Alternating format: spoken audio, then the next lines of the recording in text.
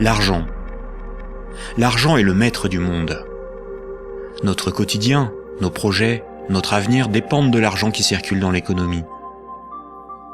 Pourtant, rares sont les citoyens, les politiciens, les décideurs sachant vraiment ce qu'est l'argent, d'où vient l'argent, qui fabrique l'argent. Beaucoup croient que l'argent est fabriqué par l'État, qu'ils ont réellement de l'argent sur leur compte, et que les banques prêtent l'argent de leurs déposants quand elles font crédit. Ces trois croyances sont fausses. La confusion règne au profit d'une finance mondialisée qui, de crise en crise, renforce son pouvoir de domination et détruit lentement nos démocraties, alors même qu'une infime proportion de la population mondiale n'a jamais accumulé autant de richesses. En partant de ce que tout le monde connaît, pas à pas, en employant les termes techniques, en illustrant chaque principe par des exemples simples, ce document vous donne les bases indispensables à la compréhension du système bancaire et monétaire, et met en perspective les crises financières et économiques qui ne cessent de s'aggraver depuis 2008. La monnaie est au cœur de nos économies. Elle en est le fluide qui permet les échanges des biens et des services. Les biens, ce sont les objets physiques qui ont un prix, comme de la nourriture, des outils, de l'immobilier, des objets de la vie courante, des véhicules, de l'électronique. Un service, c'est du temps que l'on consacre à réaliser quelque chose contre une rémunération. Les architectes, les médecins, les garagistes, les peintres, les avocats, les comptables vendent de leur temps, sous la forme de services. Les biens et les services sont achetés avec de la monnaie.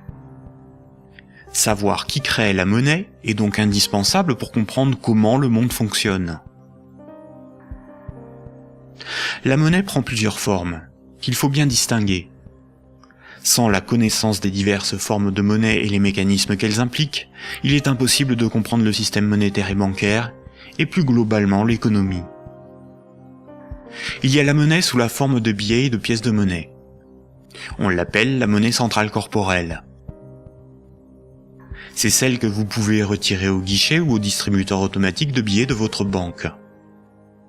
On peut la toucher, on peut partir avec, on peut physiquement la détruire. On l'appelle aussi monnaie manuelle, liquide ou espèce. Elle est fabriquée par la Banque centrale. En dehors de la Banque centrale, personne n'a le droit de fabriquer des billets et des pièces de monnaie. La Banque centrale est une institution missionnée par l'État, ou les États d'une zone monétaire, pour fabriquer les billets et les pièces de monnaie. Elle a aussi pour mission de favoriser le bon fonctionnement de l'économie. Son but n'est pas de faire des profits, mais d'appliquer la politique monétaire. En France, comme pour l'ensemble des pays de la zone euro, la Banque centrale est la BCE, ou Banque centrale européenne. La BCE gère une monnaie nommée euro. Et puis il y a un autre type de monnaie, beaucoup moins connu. C'est la monnaie qui est sur votre compte en banque, appelée monnaie scripturale. Cette monnaie n'existe que sous la forme de chiffres dans les systèmes informatiques de comptabilité des banques commerciales privées. On l'appelle aussi monnaie secondaire. Les banques commerciales privées, appelées aussi banques de second rang ou banques secondaires, sont les banques des particuliers et des entreprises, comme la BNP, le Crédit Agricole ou la Société Générale. Ce sont des entreprises privées dont le but est le profit. Les banques commerciales privées sont les distributeurs des billets et pièces de monnaie. Ce sont des intermédiaires, des commerçants, qui font le commerce de la monnaie centrale. Elles ont développé un substitut à cette monnaie, qui est la monnaie secondaire ou monnaie scripturale privée. Elles réalisent la gestion des moyens de paiement tels que les chèques, les cartes bancaires, les virements et les prélèvements. Pour comprendre l'origine des différentes formes de monnaie, il faut comprendre pourquoi la monnaie a été créée et parcourir son histoire de l'Antiquité à nos jours.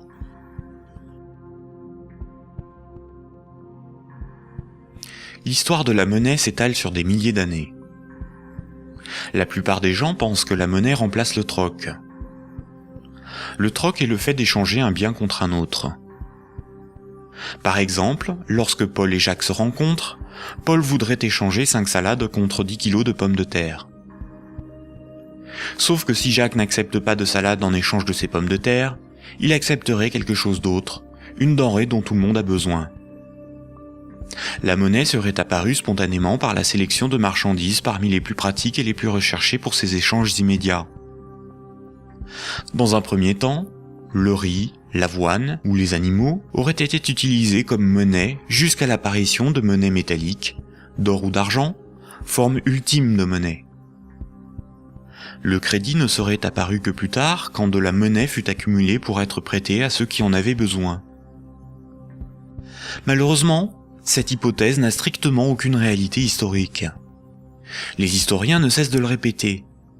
Ce n'est pas le troc qui apparut en premier, mais le crédit, c'est-à-dire la comptabilité des dettes, bien avant l'apparition de la monnaie. Le troc n'a pour ainsi dire quasiment jamais existé. Imaginons des paysans de l'Antiquité. Paul produit des salades qu'il récolte au printemps, et Jacques produit des pommes de terre qu'il récolte à l'automne. Jacques va emprunter 5 salades à Paul au printemps. Jacques doit l'équivalent de 5 salades à Paul. Ce n'est qu'à l'automne, 6 mois plus tard, que Jacques va le rembourser en lui donnant 10 kilos de pommes de terre. C'est la confiance qui permet ces échanges différés. On peut dire que Paul et Jacques se font confiance. Ils partagent un même principe moral qui est qu'une dette doit être honorée. Cela leur permet de se faire crédit. Quand Jacques demande des salades à Paul, il se sent redevable envers Paul. Jacques ne sera libre que quand il aura remboursé Paul des jours, des mois, des années plus tard, car il a une dette envers lui. Les hommes pouvaient se prêter des outils, des animaux, s'échanger des biens, mais aussi des services. Au-delà d'un certain volume d'échanges, la parole donnée ne suffit plus à garantir la confiance, il faut consigner par écrit. On invente l'écriture. Alors il faut apprendre à lire, écrire et compter. On invente l'école. Il faut aussi avoir confiance dans la quantité, mesurer ce que l'on échange. On invente les étalons et la métrologie. Enfin, il faut aussi avoir un arbitre en cas de litige. On invente les tribunaux. Les communautés prenaient une unité de compte virtuelle, ou un étalon, pour donner un prix aux biens et aux services qu'ils s'échangeaient. Si 5 salades valaient 10 unités de compte, alors quand Paul donnait 5 salades à Jacques, il lui devait 10 unités de compte. On a retrouvé nombre d'objets servant de registre de dette. Des bâtons, des boules d'argile, des papyrus, des bouts de tissu, des figurines. Parmi les plus anciens registres figurent des centaines de milliers de tablettes d'argile de l'époque sumérienne, où étaient tenus des comptes et consignés des dettes. Ces tablettes étaient gérées par des temples proches des marchés. Personne ne pouvait empêcher les hommes de se faire crédit. Les unités de compte nécessaires à donner un prix à ce qui s'échangeait n'étaient qu'indicatives.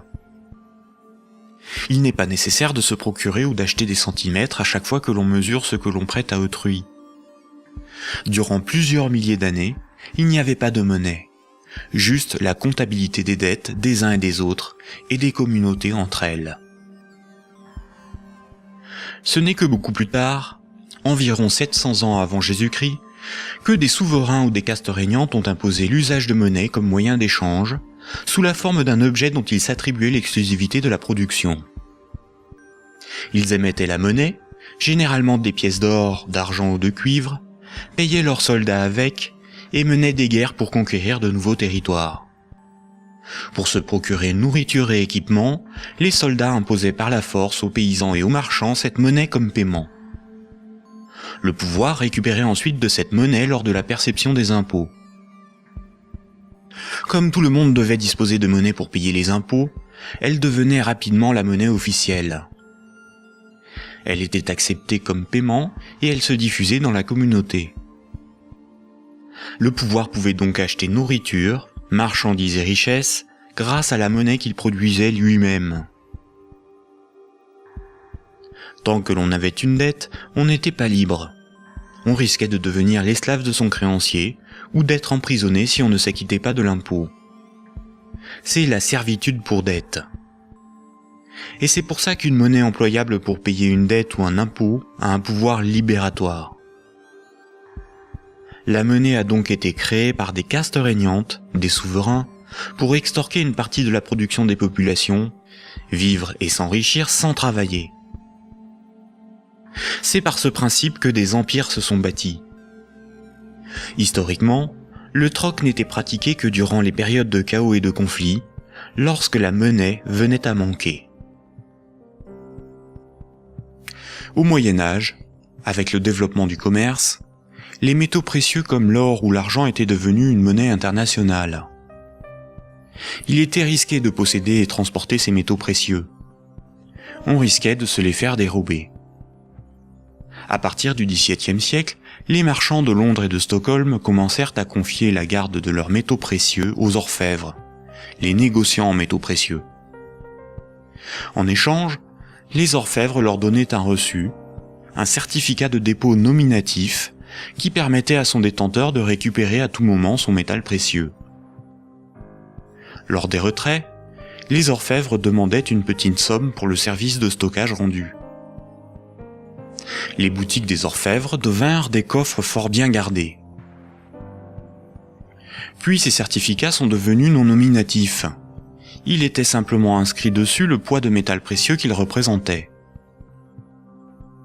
Les marchands se mirent à se payer non pas en métal précieux, mais avec ces certificats. La monnaie papier était née. Les orfèvres constataient que les marchands laissaient leurs métaux précieux dans leurs coffres. Ils eurent donc l'idée de prêter ces métaux précieux à d'autres marchands pour développer leur commerce. Mais plutôt que de prêter les métaux précieux entreposés dans leurs coffres, les orfèvres émettaient des certificats papier. Quand les marchands remboursaient leurs dettes, ils rendaient les certificats et versaient un intérêt. Les orfèvres se mirent à imprimer bien plus de certificats que de métaux précieux disponibles dans leurs coffres. Cette pratique leur permit de s'enrichir en multipliant les intérêts perçus. Quand les certificats étaient rendus aux orfèvres, ils étaient détruits. Comme le papier monnaie échangeable contre des métaux précieux était accepté par les marchands comme paiement, les orfèvres pouvaient en imprimer pour leurs propres dépenses et achats. Tant que les emprunteurs et déposants ne venaient pas tous au même moment demander l'échange de leurs certificats contre l'équivalent en métal précieux, leur petit tour de magie pour s'enrichir restait secret. Aujourd'hui, les métaux précieux sont remplacés par la monnaie centrale. Avec l'avènement de la République et de la démocratie, c'est l'appareil législatif qui rédige la loi au nom du peuple, et l'État, la nation, fait fabriquer sa propre monnaie par la Banque centrale. La loi dit que tout citoyen est obligé d'accepter non pas des métaux précieux, mais de la monnaie de l'État comme règlement d'une dette. C'est ce qui donne son cours légal à la monnaie de l'État. Cette monnaie est dite fiduciaire, du latin fiducia, qui veut dire confiance. Sa valeur est liée à l'assurance qu'on peut échanger des biens et services avec cette monnaie. Rappelez-vous, quand un marchand déposait des métaux précieux chez l'orfèvre, il lui donnait l'équivalent en certificat de dépôt. Plus tard, le marchand pouvait retourner chez l'orfèvre et récupérer ses métaux précieux contre ses certificats. Aujourd'hui, quand le client d'une banque dépose des billets sur son compte, la banque le crédite.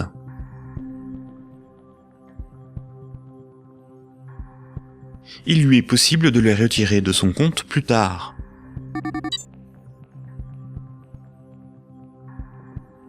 La monnaie secondaire, ou monnaie scripturale privée, est l'équivalent des certificats de dépôt des orfèvres. Tout comme le certificat de l'orfèvre est une reconnaissance de dette de l'orfèvre envers le marchand, un compte bancaire est une dette en monnaie centrale de la banque envers son client.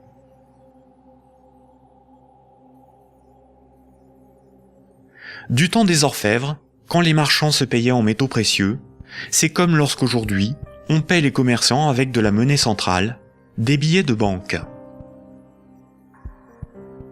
Ensuite, quand les marchands se payaient avec des certificats de dépôt de l'orfèvre, c'est comme lorsqu'aujourd'hui, on paie un commerçant par un transfert de monnaie scripturale de notre compte bancaire à celui du commerçant.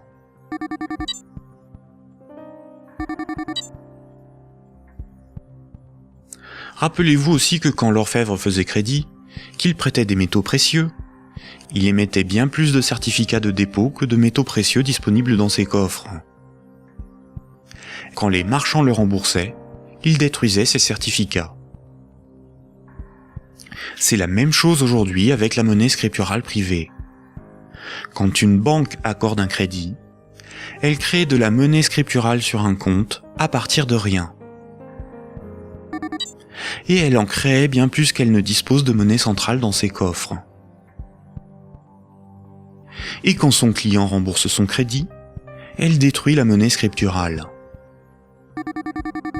C'est ce qu'on appelle la création monétaire et la destruction monétaire.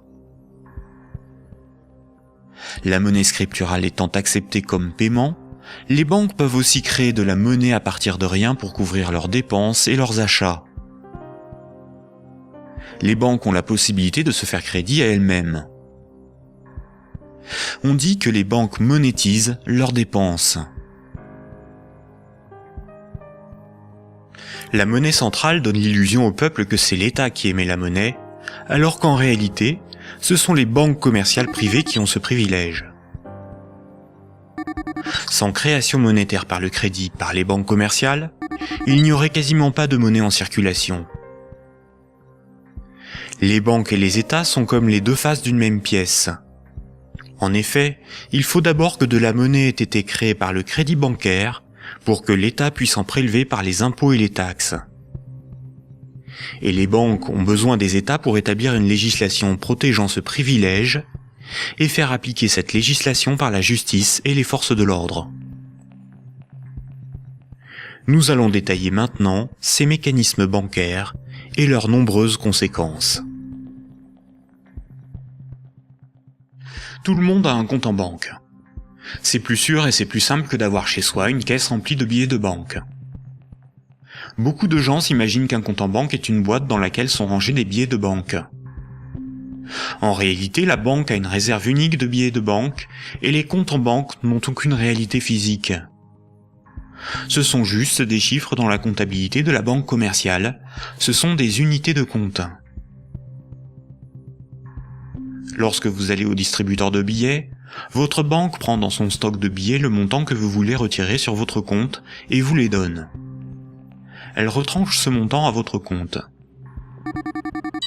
Ainsi, vous avez le sentiment de prendre des billets sur votre compte en banque, alors qu'en réalité, la banque convertit des chiffres en monnaie centrale corporelle, c'est-à-dire en billets de banque, la monnaie de l'État. À l'inverse, quand vous déposez des billets sur votre compte, la banque les prend et les met dans son stock de billets et augmente le chiffre de votre compte. Votre compte ne représente pas un petit tas de billets de banque, mais seulement un chiffre dans un ordinateur. Vous ne retirez que très rarement l'ensemble de ce qui est sur votre compte. Vous retirez juste ce qu'il vous faut pour faire vos petits achats dans les commerces. Tout le reste, vous le laissez sur votre compte. Et le commerçant qui reçoit vos billets comme paiement les dépose lui aussi sur son compte.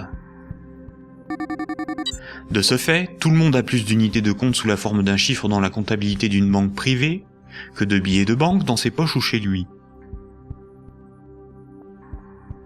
La somme des unités de compte qui correspond au crédit de votre compte s'appelle un dépôt.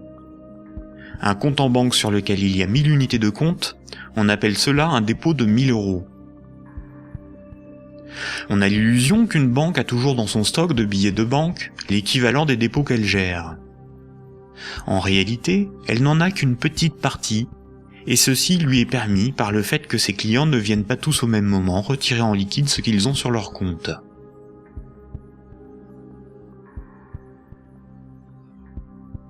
En Europe, la monnaie centrale est la monnaie qui a cours légal. C'est la monnaie officielle des États de la zone euro, dont l'État français. C'est la monnaie exigée par l'État pour le paiement des impôts et des taxes. La loi oblige les citoyens à accepter les billets de banque comme moyen de paiement, et elle sanctionne sévèrement ceux qui fabriquent de faux billets. En revanche, la monnaie inscrite au crédit d'un compte bancaire n'est qu'une reconnaissance de dette de la banque envers le détenteur du compte. Rien de plus. La loi impose aux banques commerciales privées de convertir ces unités de compte en billets de banque à votre demande. C'est pour cette raison que les banques commerciales appellent ces chiffres des euros. Les chiffres inscrits sur votre relevé de compte sont appelés euros, alors qu'en réalité, ce ne sont pas des euros. Ces unités de compte sont converties en euros au moment où vous les retirez de votre compte. Votre banque vous doit bien des euros, et c'est pour cette raison qu'il est marqué euros sur votre relevé de compte. Ces unités de compte sont tolérées par la loi comme moyen de paiement. Quand vous payez au moyen d'un chèque bancaire, d'une carte bleue ou d'un virement, vous réalisez un simple transfert d'un chiffre de votre compte à un autre. Tout ce qui sert de moyen de paiement est une monnaie. C'est pour cette raison que ces unités de compte sont appelées monnaie scripturale, monnaie secondaire ou monnaie scripturale privée. On peut dire que chaque banque a sa propre monnaie, car chaque banque a sa propre comptabilité, gère ses propres chiffres, ses propres unités de compte. Toutes les monnaies privées sont convertibles en monnaie centrale corporelle. Elles ont toutes la même valeur. Mais la monnaie scripturale d'une banque commerciale privée n'est garantie que par la banque elle-même. Une banque commerciale étant une entreprise comme une autre, elle peut faire faillite.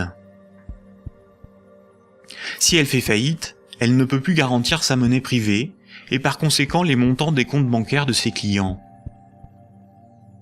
Les unités de compte sur les comptes bancaires peuvent tout simplement disparaître. Imaginons que vous ayez 10 000 euros en billets de banque, c'est-à-dire en monnaie centrale corporelle, en monnaie de l'État. Vous avez confiance dans sa valeur, car vous avez confiance en l'État. Vous prenez ces 10 000 euros et vous les déposez sur un compte au Crédit Agricole. En réalité, vous donnez cet argent à la banque qui les met dans son petit stock de billets et crédite votre compte. Le chiffre sur votre compte n'est qu'une reconnaissance de dette de 10 000 euros. Ce sont des unités de compte privées, car la banque est maintenant propriétaire des 10 000 euros que vous lui avez donnés, et qu'elle va probablement mettre dans un distributeur de billets pour que d'autres clients puissent retirer du liquide.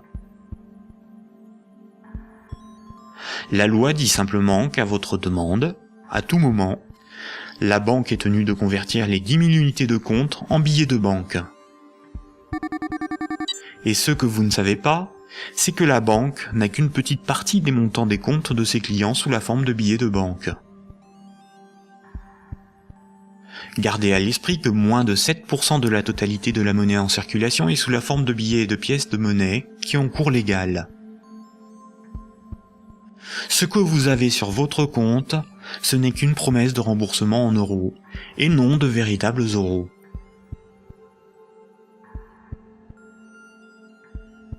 De nos jours, tout le monde paie des sommes de petite et grande taille sans jamais employer de billets de banque. La carte bancaire, la carte de crédit, les chèques bancaires, les prélèvements automatiques et les virements forment l'essentiel des procédés de paiement. Quand un client d'une banque veut transférer de l'argent à un autre client de la même banque pour le payer, que ce soit des entreprises ou des particuliers, la banque ne réalise qu'une manipulation de chiffres. Elle retranche au compte du client la somme à verser et l'ajoute au compte du destinataire. Aucun billet de banque n'est intervenu dans la transaction, et pourtant, les deux clients, en interrogeant leur banque, constatent bien qu'un transfert a été effectué. En revanche, quand un transfert doit être effectué entre les comptes bancaires de deux banques commerciales distinctes et concurrentes, la monnaie centrale intervient. Toutes les banques commerciales privées ont un compte à la banque centrale. Aucun particulier ni aucune entreprise ne peut avoir un compte à la banque centrale. Seules les banques commerciales et le trésor public, c'est-à-dire l'État, ont un compte à la banque centrale.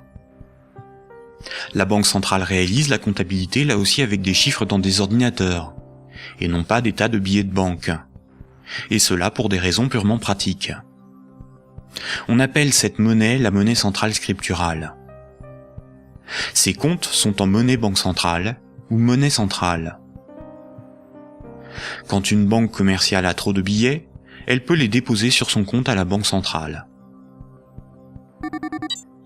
Quand elle en a besoin pour alimenter ses distributeurs automatiques, elle demande à la banque centrale de lui convertir des euros scripturales en billets de banque. Généralement, on ne fait pas la distinction entre monnaie centrale scripturale et monnaie centrale corporelle, c'est-à-dire les billets de banque. On appelle la somme de la monnaie centrale, scripturale et corporelle, la base monétaire. Entre elles, les banques commerciales se paient en monnaie centrale. Les banques n'acceptent pour paiement des autres banques que de la monnaie centrale. Quand un client veut transférer de la monnaie scripturale de son compte vers celui d'un client d'une autre banque, la monnaie scripturale est convertie en monnaie centrale, puis transférée à l'autre banque, qui va encaisser cette monnaie centrale et créditer le compte du destinataire. Ainsi, les banques se paient entre elles en monnaie centrale, car la monnaie scripturale privée d'une banque n'a pas de valeur pour les autres banques. La comptabilité du Crédit Agricole n'a rien à voir avec la comptabilité de la Société Générale. Ce sont deux entreprises distinctes et concurrentes. Ce qui existe entre les banques et pour les banques, c'est uniquement la monnaie banque centrale. C'est celle qui a cours légal, c'est la monnaie de l'État. Quand un client d'une banque a 1000 € sur son compte, la banque n'est pas riche de 1000 €. Elle doit simplement 1000 € en monnaie centrale à ce client. C'est un chiffre dans sa comptabilité.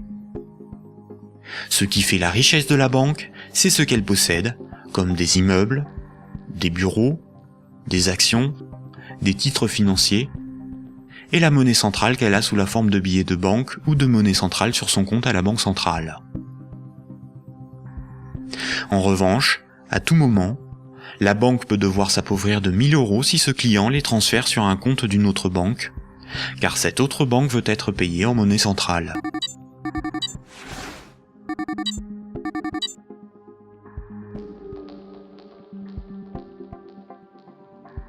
Les banques ne réalisent pas leur paiement en banque centrale à chaque fois qu'un transfert est réalisé. Un bilan des échanges est fait tous les jours. On appelle cela la compensation. Cette compensation est calculée par une chambre de compensation. Une chambre de compensation gère un système informatique enregistrant un très grand nombre de comptes en banque et de transactions, afin de faire le bilan des échanges entre les organismes financiers, dont les banques.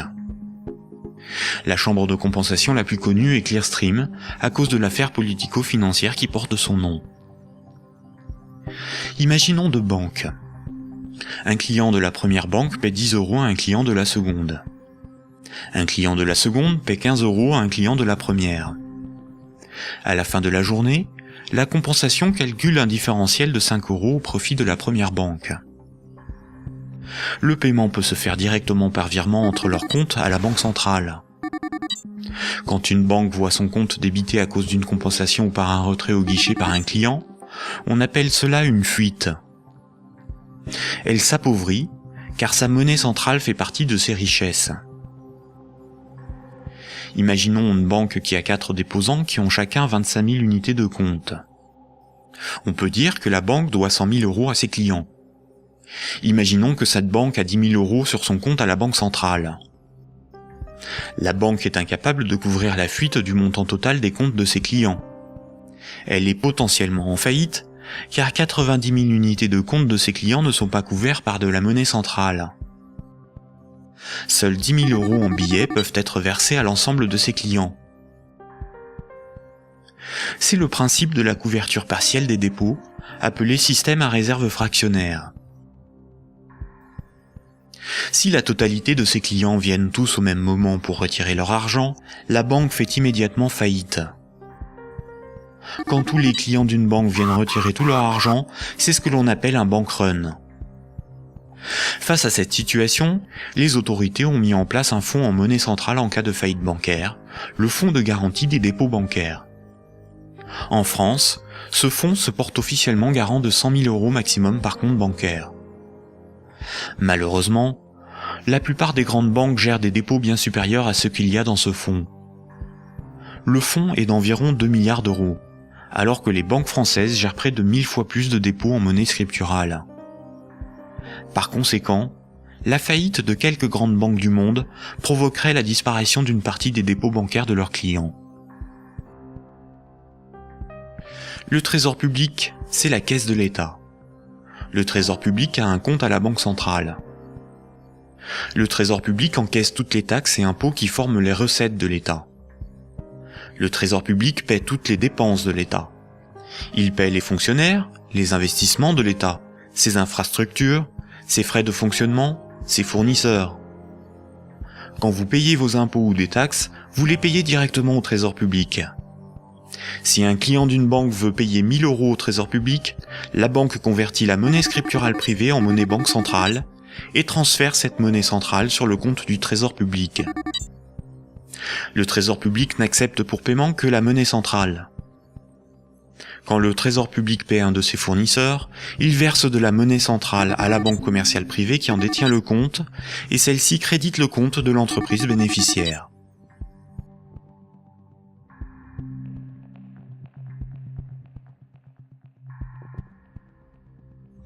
Récapitulons.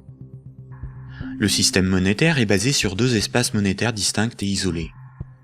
L'espace de la monnaie centrale et l'espace de la monnaie scripturale privée. La monnaie centrale, c'est la monnaie de l'État.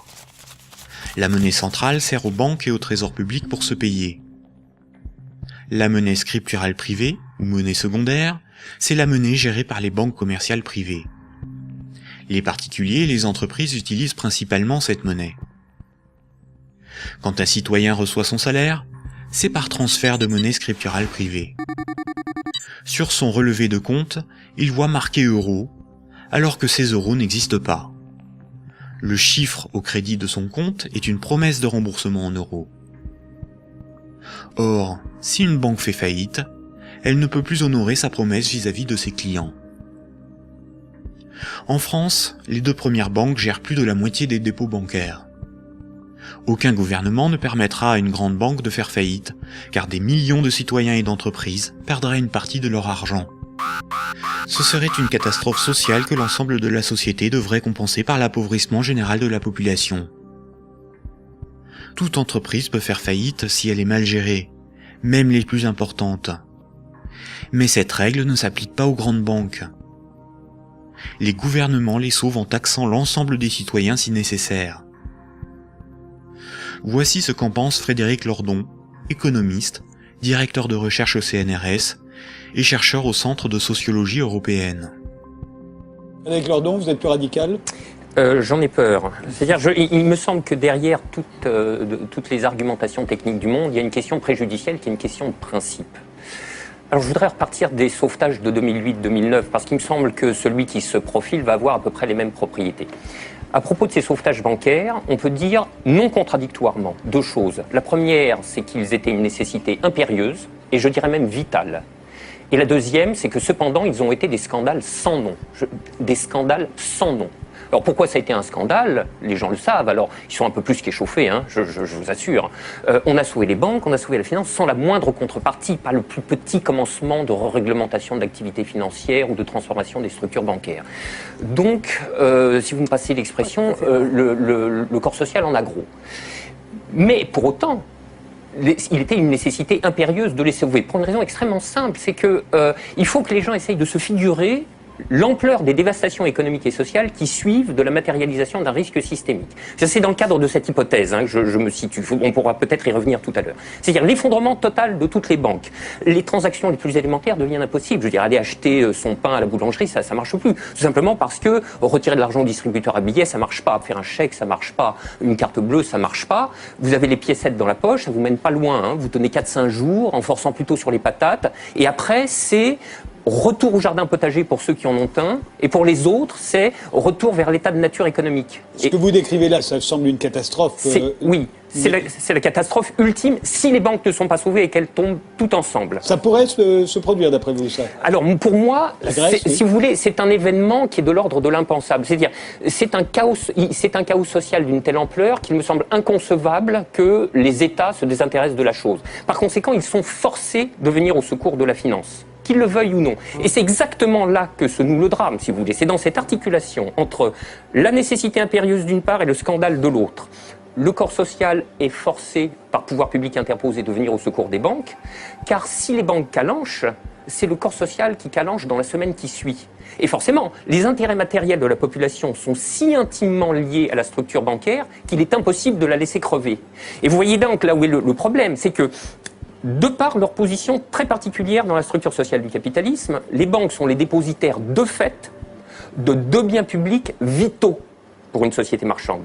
Vitaux. Le premier, c'est les encaisses monétaires de la population, les dépôts, les épargnes. Je veux dire, si toutes les banques tombent, ceci s'évapore dans l'instant. Et c'est pas la peine de se gargariser avec le fonds de garantie des dépôts. Hein. Ça va si une banque ou deux tombe. Si la totalité s'écroule, le fonds saute comme un bouchon de champagne. Et le deuxième bien public vital, c'est l'intégrité du système des paiements. Et c'est parce que les banques ont capté ces biens publics qu'elles peuvent contraindre l'État, les corps sociaux à leur venir en aide. C'est quoi l'intégrité du système des paiements, C'est le fait que les banques sont les teneurs de compte, qu'elles les mouvementent, qu'elles les débitent, qu'elles les créditent, donc elles sont les opératrices. Absolument. C'est pas qu'elles les garantissent, c'est qu'elles opèrent très concrètement et très basiquement les transactions élémentaires. La gestion des moyens de paiement. Et exactement. Bon, alors, si vous voulez, là, il y a une situation de fait que les économistes appellent dans leur langage pluriel et amoral, mais dont le vrai nom est prise d'otage. Et celle-là, elle est colossale. Si vous voulez, chaque fois qu'il y a un mouvement social dans les transports ou le ramassage des ordures, on vous bassine avec la prise d'otage des syndicats. Mais ça, c'est une prise d'otage, mais cosmique. C'est énorme. Personne n'en parle jamais. Donc, la question de principe est la suivante. Derrière la question du sauvetage des banques et derrière la question des banques tout court, le corps social doit se poser la question de savoir s'il continue de tolérer que ces biens publics vitaux soient ainsi remis à des intérêts privés, et spécialement à des intérêts privés aussi mal éclairés que ceux de la finance, quand elle est mouillée jusqu'aux sourcils dans les marchés de capitaux. Bon, je trouve que poser la question, c'est y répondre. Et si on ne répond pas non, cette obligation de venir à la rescousse des banques se reposera éternellement. D'où ma conclusion. Il faut envisager la déprivatisation intégrale du secteur bancaire. La nationalisation. Alors, la nationalisation...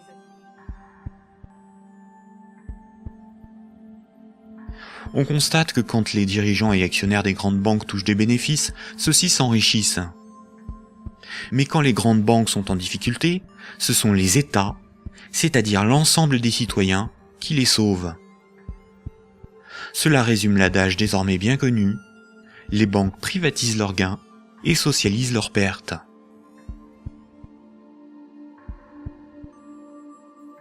Pour bien comprendre le mécanisme de création monétaire, nous devons savoir ce qu'est un actif. Imaginons que Paul possède une moto, des vêtements, une télévision, un ordinateur et 200 € sur lui en billets de banque. Tout ceci représente ses actifs, car les actifs, c'est ce que l'on possède. Les 200 € qu'il a sur lui sont ses actifs financiers. Maintenant, Jacques emprunte à Paul 100 €. En lui empruntant cette somme, Jacques signe une reconnaissance de dette l'engageant à rembourser Paul dans un mois. Les actifs financiers de Paul restent de 200 €, car il possède encore 100 € en billets, ainsi que la reconnaissance de dette de Jacques d'une valeur de 100 €. Cette reconnaissance de dette va à ses actifs, car il s'agit de quelque chose qu'il possède. Paul a ce qu'on appelle une créance sur Jacques. Jacques est débiteur de Paul. En cas de litige, si Jacques ne rembourse pas Paul, la justice pourra intervenir pour forcer Jacques à respecter ce contrat. Elle pourra alors le forcer à vendre un de ses actifs matériels pour rembourser Paul, comme sa télévision s'il en a une. Généralement, la comptabilité d'une entreprise ou d'une banque est synthétisée sous la forme d'un bilan. Un bilan comptable est une synthèse permettant de représenter ce que l'entreprise possède, ses actifs, et ce qui lui appartient pas ou ce qu'elle doit, son passif. La différence entre son actif et son passif représente son résultat. On peut aussi l'appliquer à un particulier. Voici à quoi ressemblerait le bilan de Paul. Dans les actifs de Paul figurent ses actifs financiers, constitués de ses billets de banque et de la dette de Jacques, ainsi que ses actifs matériels, constitués de sa télévision, son ordinateur, sa moto, dont la valeur de revente à date est estimée de 1000 €. Pour notre démonstration, nous ne garderons que les actifs financiers. Son bilan financier est positif de 200 €.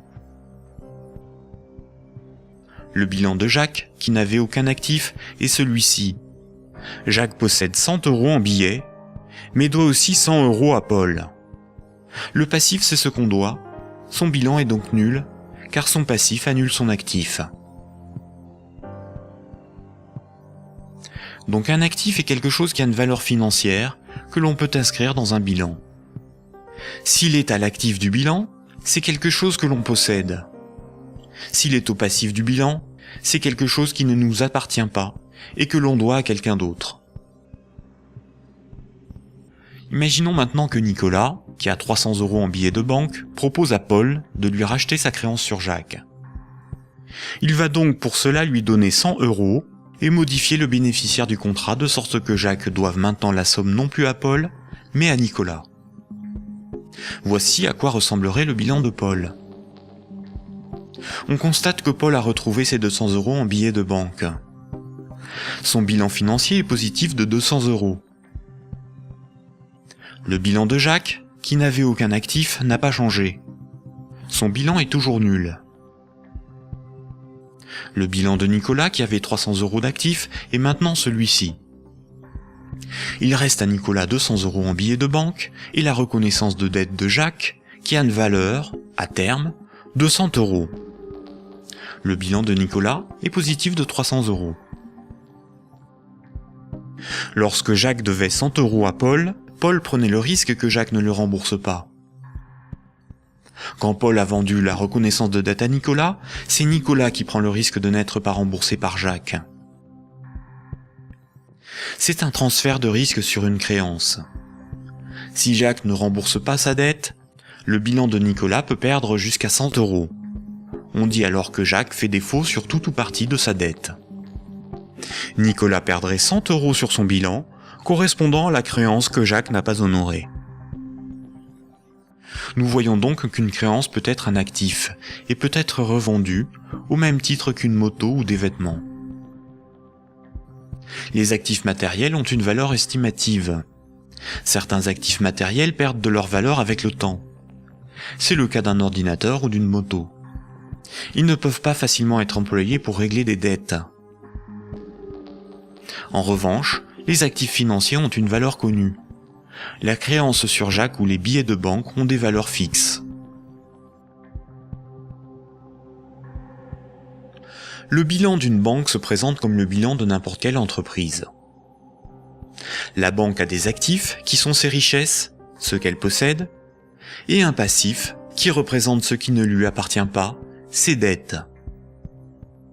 Nous avons vu que le crédit d'un compte bancaire d'un client est une dette de la banque envers celui-ci. Les dépôts correspondant au compte bancaire de ses clients sont donc enregistrés au passif de son bilan. Si on lit ce bilan, on comprend que la banque doit au total 600 € à ses clients. Imaginons qu'un de ses clients, Paul, a un dépôt de 100 unités de compte. Voici le bilan de la banque. Elle doit 100 € à Paul, ce qui correspond au dépôt que Paul a réalisé sur son compte. Ce compte en banque est dit à vue, c'est-à-dire que Paul peut tout de suite utiliser ses unités de compte pour un paiement. Paul souhaite emprunter 1000 € à sa banque. La banque établit le contrat de prêt qu'elle lui fait signer. Ce contrat l'engage à rembourser la banque selon un échéancier précis. Paul devra rembourser les 1000 € empruntés, appelés capital du crédit, plus 50 € d'intérêt. Pour créditer le compte de Paul, la banque ne prend pas les dépôts d'autres clients pour lui donner. Elle augmente simplement le chiffre inscrit sur son compte bancaire. Elle crée des unités de compte à partir de rien. La banque ne doit plus 100 € à Paul, mais 1100 €. Le contrat de prêt de Paul apparaît sur son bilan comme quelque chose qu'elle possède. Cette créance sur Paul est à son actif. Les comptes des autres clients n'ont rien à voir avec cette opération. On dit que la banque a monétisé la créance sur Paul. Elle a transformé cette créance en moyen de paiement sous la forme de monnaie scripturale privée ajoutée au compte de Paul. On appelle cette opération d'augmentation des dépôts par simple jeu d'écriture la création monétaire. On parle de création monétaire ex nihilo, ce qui veut dire à partir de rien. Enfin, quand Paul va rembourser le crédit, la banque va annuler des unités de compte chaque mois, selon l'échéancier du crédit, directement sur le compte de Paul. Cette annulation est appelée destruction monétaire. Elle diminue la somme qu'elle lui doit. Simultanément, dans son bilan, la somme restante à rembourser diminue aussi. La banque prend le risque que Paul n'arrive pas à rembourser le crédit, qu'il soit insolvable. C'est le risque de faire crédit ou risque de contrepartie. On pourra qualifier alors la créance de Paul, le contrat de prêt, d'actifs pourris ou d'actifs toxiques. Cette opération de création de moyens de paiement artificiels, tout comme sa destruction progressive lors du remboursement, est difficilement compréhensible pour la plupart des gens, y compris pour ceux qui travaillent dans les banques, même à haut niveau. Il est pourtant évident que quand une banque accorde un prêt, aucun de ses clients ne voit son compte diminuer ne serait-ce que d'1 €. Ce mécanisme est très mal compris et les médias perpétuent, par ignorance, le mensonge selon lequel les banques doivent collecter des dépôts pour pouvoir prêter de l'argent.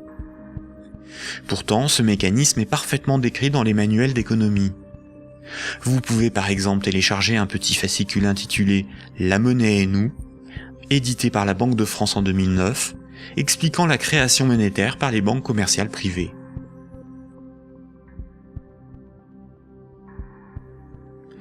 La création et la destruction monétaire peuvent être résumées par une simple phrase. Ce sont les crédits qui font les dépôts, et non les dépôts qui font les crédits. Cette phrase permet de se rappeler que la totalité de la monnaie en circulation sur nos comptes en banque ou dans nos poches est créée par le crédit bancaire.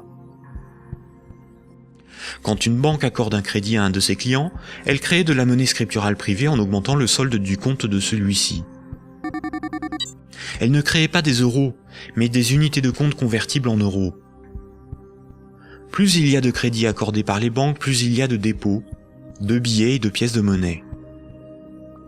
La totalité de la monnaie en circulation dans l'économie représente ce qu'il reste à rembourser des crédits contractés. Quand Paul achète une automobile à crédit, il paie tout de suite le vendeur avec la monnaie créée. 2 jours plus tard, le vendeur achète une télévision, des livres et un ordinateur. Les vendeurs de la télévision, des livres et de l'ordinateur vont eux aussi réaliser des achats.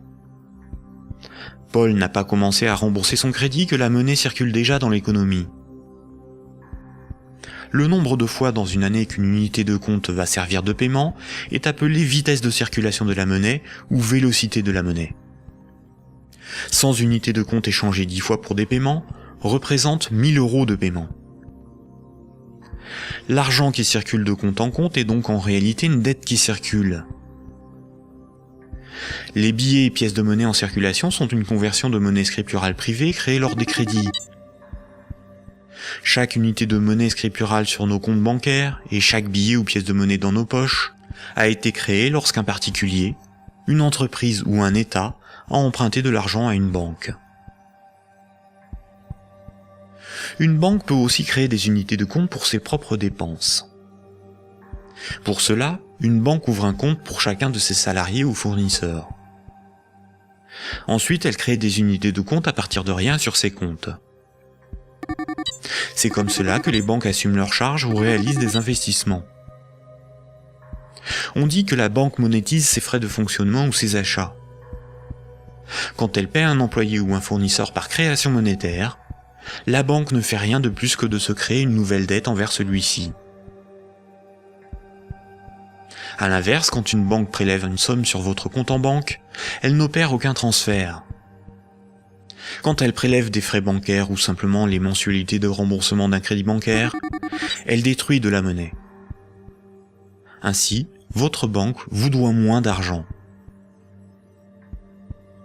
Comme nous l'avons vu, historiquement, la monnaie remplaçant le troc est un mythe qui vous laisse penser que la monnaie est un élément physique permanent, et donc il y a quelque chose sur votre compte.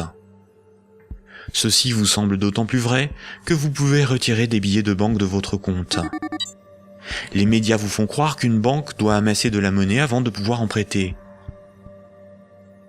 Mais en réalité, les banques ne prêtent pas l'argent des autres clients, puisque ce sont elles qui le fabriquent lors des crédits et qui le détruisent lors du remboursement des crédits. Un crédit n'est en rien un prêt ou un emprunt. Il s'agit en réalité d'une création monétaire temporaire ou d'une location de moyens de paiement.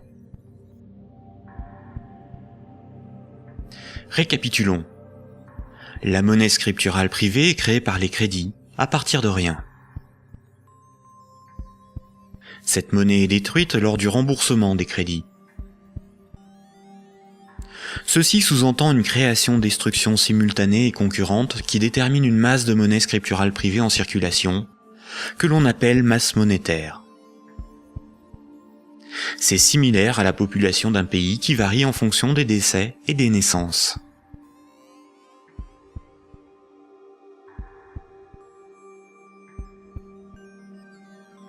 Trois citoyens et un banquier échouent sur une île déserte au beau milieu de l'océan. Ils s'organisent et décident de créer leur propre monnaie, qu'ils appellent euro. Le banquier fonde l'unique banque commerciale privée de l'île. Comme cette banque est nouvelle, les trois citoyens n'ont rien sur leur compte. Ils ne peuvent pas s'échanger et se vendre ce qu'ils produisent. Ils ont bien des marchandises à se vendre, mais aucune monnaie pour les payer.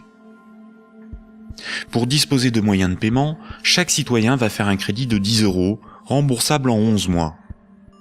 Chaque citoyen devra rembourser 10 € de capital, plus 1 € d'intérêt. Lorsque le banquier leur accorde le crédit, il crée 10 € à partir de rien sur chaque compte. Le premier mois, la masse monétaire est de 30 €. Les citoyens disposent de monnaie pour s'échanger ce qu'ils produisent. À la fin du premier mois, les citoyens commencent à rembourser leur crédit. Le banquier prélève 1 € d'intérêt, qu'il utilise pour acheter des marchandises aux citoyens. La masse monétaire reste de 30 €. À l'issue du deuxième mois, le banquier efface 1 € du compte de chaque citoyen. Il reste 27 € en circulation. À l'issue du troisième mois, le banquier efface à nouveau 1 € du compte de chaque citoyen.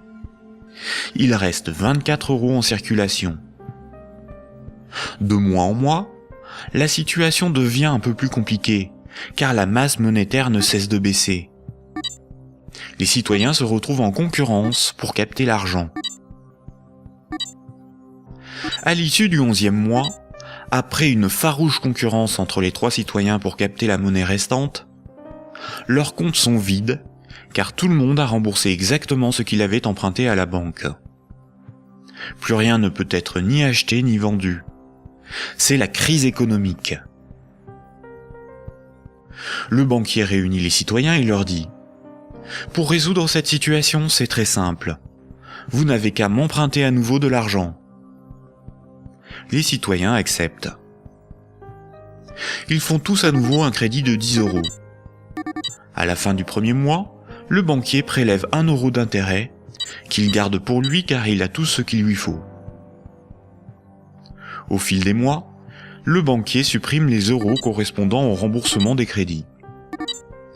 Comme les intérêts n'ont pas été dépensés par le banquier, c'est au bout du 10e mois seulement que les comptes des trois citoyens sont vides.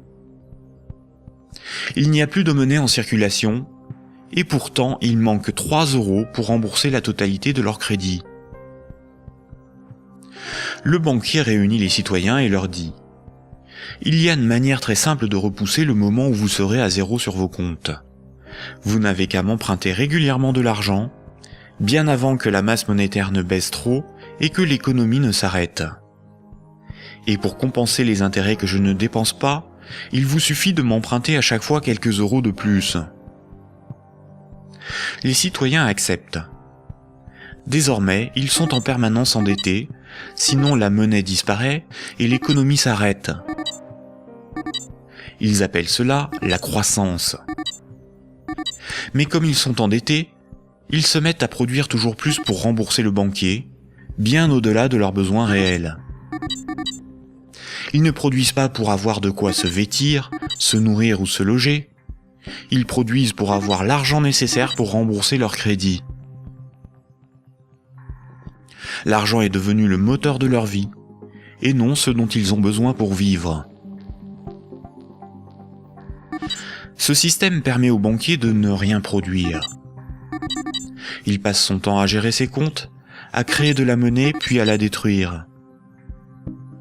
Avec la monnaie qu'il fabrique, il achète ce dont il a besoin aux citoyens. Rapidement, les ressources naturelles de l'île viennent à manquer. Il n'y a plus de bois, plus de gibier, plus d'eau, plus de terre pour produire toujours plus. La croissance a épuisé les ressources naturelles et détruit l'environnement. Cette petite histoire met en valeur de réalités tout à fait surprenantes. D'une part, les sommes dues aux banques sont globalement supérieures aux sommes disponibles pour les rembourser. D'autre part, si tout le monde remboursait ses dettes, il n'y aurait quasiment plus de monnaie en circulation dans le monde. Tous les comptes seraient vides, tous les billets et pièces de monnaie disparaîtraient.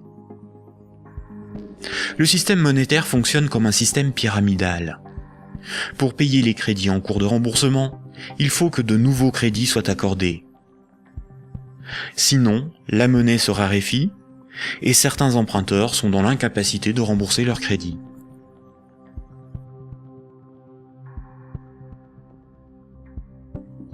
Pour les citoyens et les entreprises, la monnaie s'achète comme toute autre marchandise.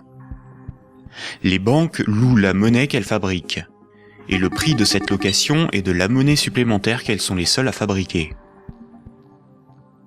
Observons l'évolution de la masse monétaire dans la zone euro. Ce qui apparaît tout de suite, c'est son évolution exponentielle. La masse monétaire est composée de ce qu'on appelle des agrégats monétaires, nommés M1, M2 et M3. En orange, c'est la monnaie circulante. C'est la monnaie qui est sur les comptes à vue, utilisée pour des paiements, ainsi que la monnaie sous la forme de billets et de pièces de monnaie. Les comptes à vue servent à l'économie réelle. C'est là que sont versés les salaires, réalisés les paiements avec les cartes bancaires, les chèques, les virements, pour les échanges de biens et de services. C'est la monnaie qui sert l'économie réelle. En vert, ce sont les dépôts dits à terme, ou comptes à terme. Ce sont des comptes d'épargne rémunérés, des comptes à préavis, des livrets comme le livret A, certains placements financiers, où une partie de la monnaie scripturale est bloquée par les particuliers pour un certain temps. C'est de l'argent qui fait un peu d'argent. En violet, ce sont les placements à long terme, plutôt destinés aux entreprises. Les comptes à terme et les placements bloquent la monnaie. Cette monnaie n'est plus disponible pour réaliser des paiements, elle ne sert plus l'économie réelle. La masse de la monnaie qui circule, en orange, diminue quand les crédits sont remboursés par destruction monétaire. Elle diminue aussi quand de la monnaie est épargnée et passe d'un compte à vue à un compte à terme rémunéré, ou qu'elle est bloquée dans des placements à long terme. Par ailleurs, les banques ou des organismes spécialisés comme Sofinco ou Cetelem proposent de prêter de la monnaie scripturale privée existante contre intérêt. Ce sont de véritables prêts de dépôt bancaire, sans création monétaire. Ils représentent environ 40% des prêts de monnaie. L'industrie financière permet ainsi à de riches épargnants de ne plus travailler du tout. Ces épargnants peuvent ponctionner sur la masse monétaire circulante de la monnaie que les moins riches et les entreprises produisent par le crédit. Leur capital augmente progressivement en capturant de la monnaie créée par le crédit. La baisse de la masse monétaire circulante oblige les particuliers et les entreprises à emprunter perpétuellement pour la compenser. Quand un client d'une banque obtient un crédit, la nouvelle monnaie se retrouve sur un compte à vue. Elle est dépensée pour des achats et va voyager de compte en compte au fil des paiements, jusqu'au moment où elle servira au remboursement d'un crédit et sera détruite. Si la destruction monétaire est plus importante que la création monétaire, il s'ensuit une contraction de la masse monétaire. L'économie est en danger. La consommation baisse, cela provoque des faillites, certains doivent vendre de leurs richesses pour se procurer de l'argent, et il devient plus difficile de rembourser les crédits. Et si les emprunteurs n'arrivent plus à rembourser leurs crédits, ce sont les banques qui se retrouvent en difficulté. Les économistes et les politiciens sont condamnés à appeler de leur vœu la relance de la consommation pour assurer une demande de crédit perpétuelle. Car sans crédit, la monnaie disparaît. Rappelez-vous, tous les jours, la compensation calcule ce que les banques commerciales privées se doivent. Les banques règlent leurs dettes en monnaie centrale. Quand une banque se procure de la monnaie centrale, on appelle cela le refinancement. Elles ont plusieurs possibilités. Elles peuvent demander à la banque centrale un crédit en monnaie centrale. Pour cela, elles déposent des titres financiers en garantie, par exemple des obligations d'État, et la banque centrale crédite leurs comptes.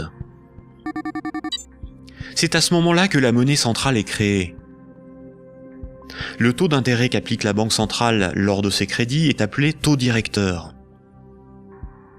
Cette monnaie centrale peut être convertie en billets de banque. Mais la plupart du temps, les banques commerciales privées se prêtent entre elles de la monnaie centrale ou se font crédit. Elles peuvent pour cela se faire confiance ou se donner là aussi des titres financiers comme garantie. C'est ce qu'on appelle le marché interbancaire.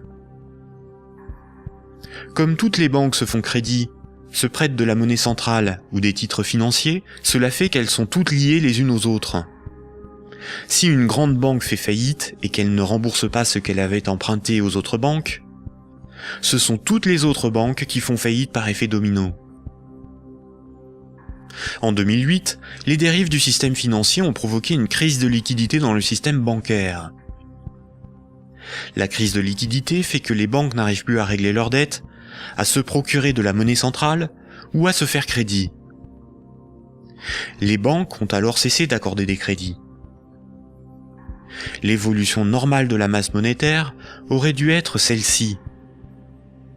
Malheureusement, la crise bancaire a stoppé la progression de la masse monétaire et s'est transformée en crise économique. Les États ont dû sauver les banques de la faillite.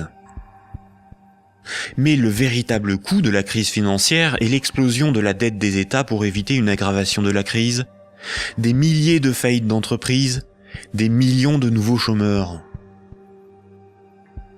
À l'avenir, une partie des dépôts bancaires pourrait être supprimée pour sauver les banques. Ainsi, les banques doivent moins d'argent à leurs clients, ce qui équilibre leur bilan.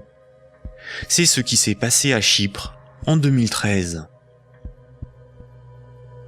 À partir de 2009, certaines banques centrales ont créé et donné des milliards en monnaie centrale aux banques commerciales pour faciliter le règlement de leurs dettes et ainsi leur éviter la faillite et relancer le crédit. C'est ce qu'on appelle des politiques d'assouplissement quantitatif ou quantitative easing. Cette monnaie centrale nouvelle pourrait être représentée sur ce graphique en tant que M0, appelée aussi base monétaire. Plutôt que d'accorder des crédits aux entreprises et aux particuliers avec une rentabilité incertaine, les banques commerciales privées ont utilisé cette monnaie centrale pour spéculer et acheter de la dette souveraine. Ainsi, d'une manière totalement artificielle, les bourses n'ont cessé de monter, la finance de s'enrichir et les États de s'endetter. Puisque pour rembourser les crédits passés, il faut que de nouveaux crédits soient accordés, on comprend mieux pourquoi les politiques d'austérité et de désendettement sont un suicide économique. Le crédit permet aux particuliers et aux entreprises d'acquérir des biens réels et à l'économie de se développer. La masse monétaire augmente. Une politique d'austérité provoque une contraction de la masse monétaire, condamnant à la faillite certains emprunteurs, qu'ils soient des particuliers, des entreprises ou des États. Les banques de ces emprunteurs peuvent saisir leurs maisons, leurs machines, leurs stocks. Les États doivent privatiser les services publics pour rembourser les marchés financiers. La baisse de la masse monétaire provoque la rareté de la monnaie, et cette rareté provoque in fine des transferts de richesses réelles des débiteurs vers la minorité des créanciers, notamment les banques. C'est similaire au processus organisé par l'Occident vis-à-vis des pays en voie de développement. On endette ces pays pour qu'ils nous achètent des infrastructures, des machines, des moyens de production, via des prêts du FMI et de la Banque mondiale. Incapables de rembourser les crédits, leur faillite permet de saisir les ressources naturelles ou même ceux qu'ils ont achetés grâce à ces crédits. Le PIB d'un pays, c'est approximativement la somme des revenus dans ce pays en une année. Dans la zone euro, la dette des États représente 90% du PIB. Et les dettes du secteur privé représentent 160% du PIB. En d'autres termes, pour rembourser toutes les dettes, il nous faudrait travailler 2 ans et demi en donnant tous nos revenus aux banques et aux marchés financiers. Or, si on remboursait toutes nos dettes, il n'y aurait plus de monnaie en circulation. Ce système pyramidal de dette n'est viable que dans un équilibre précaire, car la capacité des emprunteurs à rembourser leurs crédits dépend de la capacité d'autres emprunteurs à contracter de nouveaux crédits.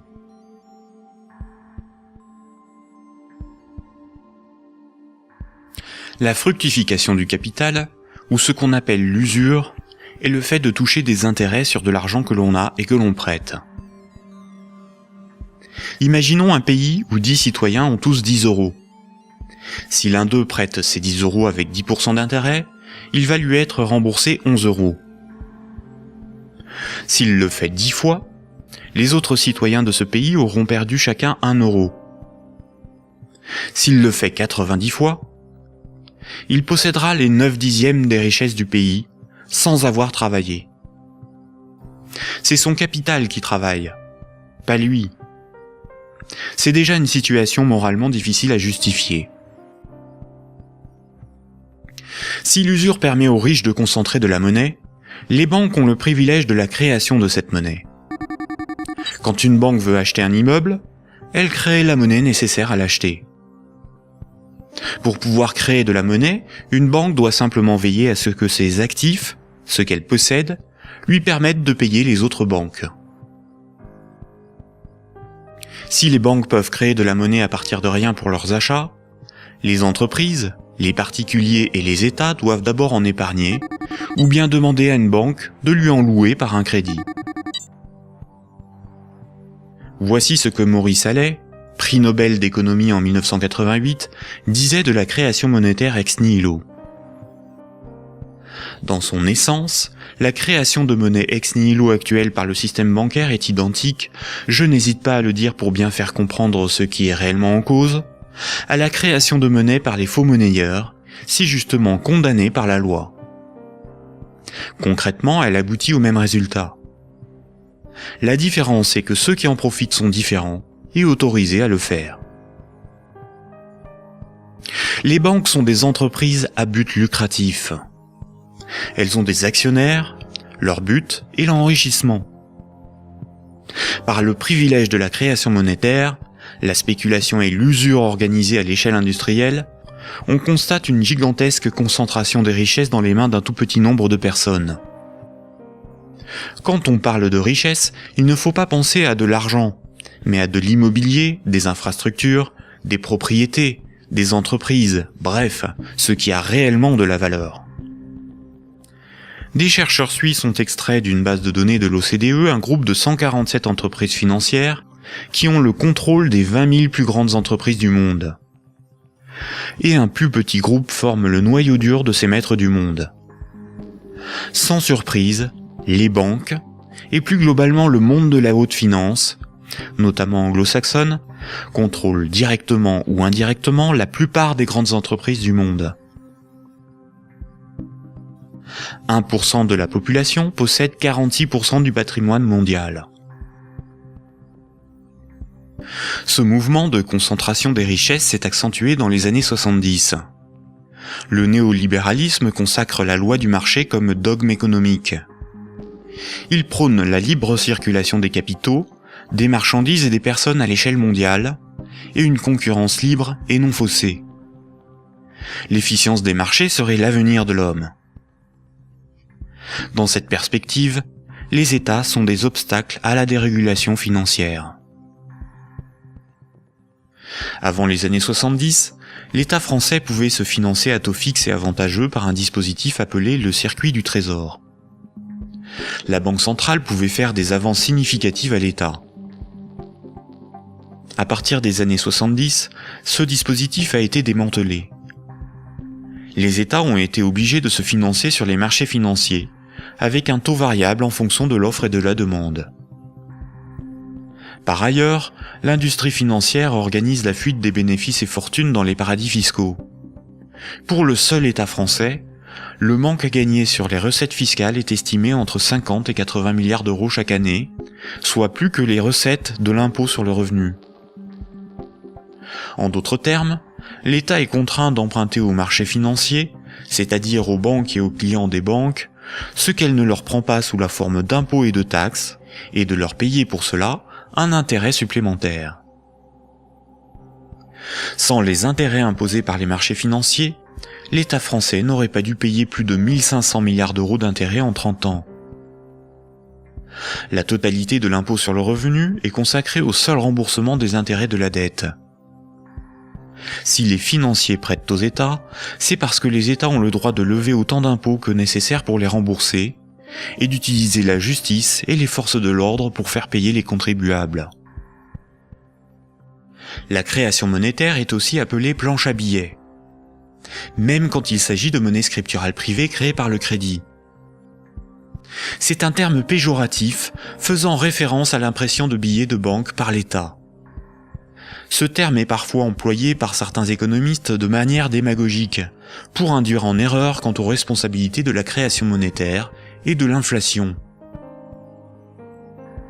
L'inflation, c'est la hausse générale des prix. Une même baguette de pain vaut 1,30 € en 2013, alors que 10 ans plus tôt, elle valait 50 centimes. L'inflation est due au rapport entre la création monétaire et la création des richesses réelles. Si on crée plus de monnaie que de biens et services à vendre, les prix vont augmenter. La déflation, c'est l'inverse. C'est la baisse générale des prix. Si on crée des biens et services à vendre, et qu'on ne crée pas de monnaie pour les acheter, la monnaie va manquer et les prix vont baisser. L'hyperinflation est une inflation excessive des prix, supérieure à 12 500% par an. Si une baguette de pain vaut 1 € en 2013, s'il y a de l'hyperinflation, elle vaudra au minimum 12,50 € un an plus tard. Dans les années 70 et 80, l'inflation a atteint 15%, alors même que l'interdiction de permettre à la Banque centrale de faire des avances à l'État devait nous prémunir d'une telle situation. En réalité, interdire à l'État le financement à taux avantageux par sa propre banque centrale était le moyen non pas d'éviter une inflation excessive, mais de transférer une partie des recettes fiscales de l'État aux marchés financiers, c'est-à-dire aux banques et à leurs clients, et d'assurer aux banques commerciales privées le monopole de la création monétaire en supprimant la concurrence de l'État.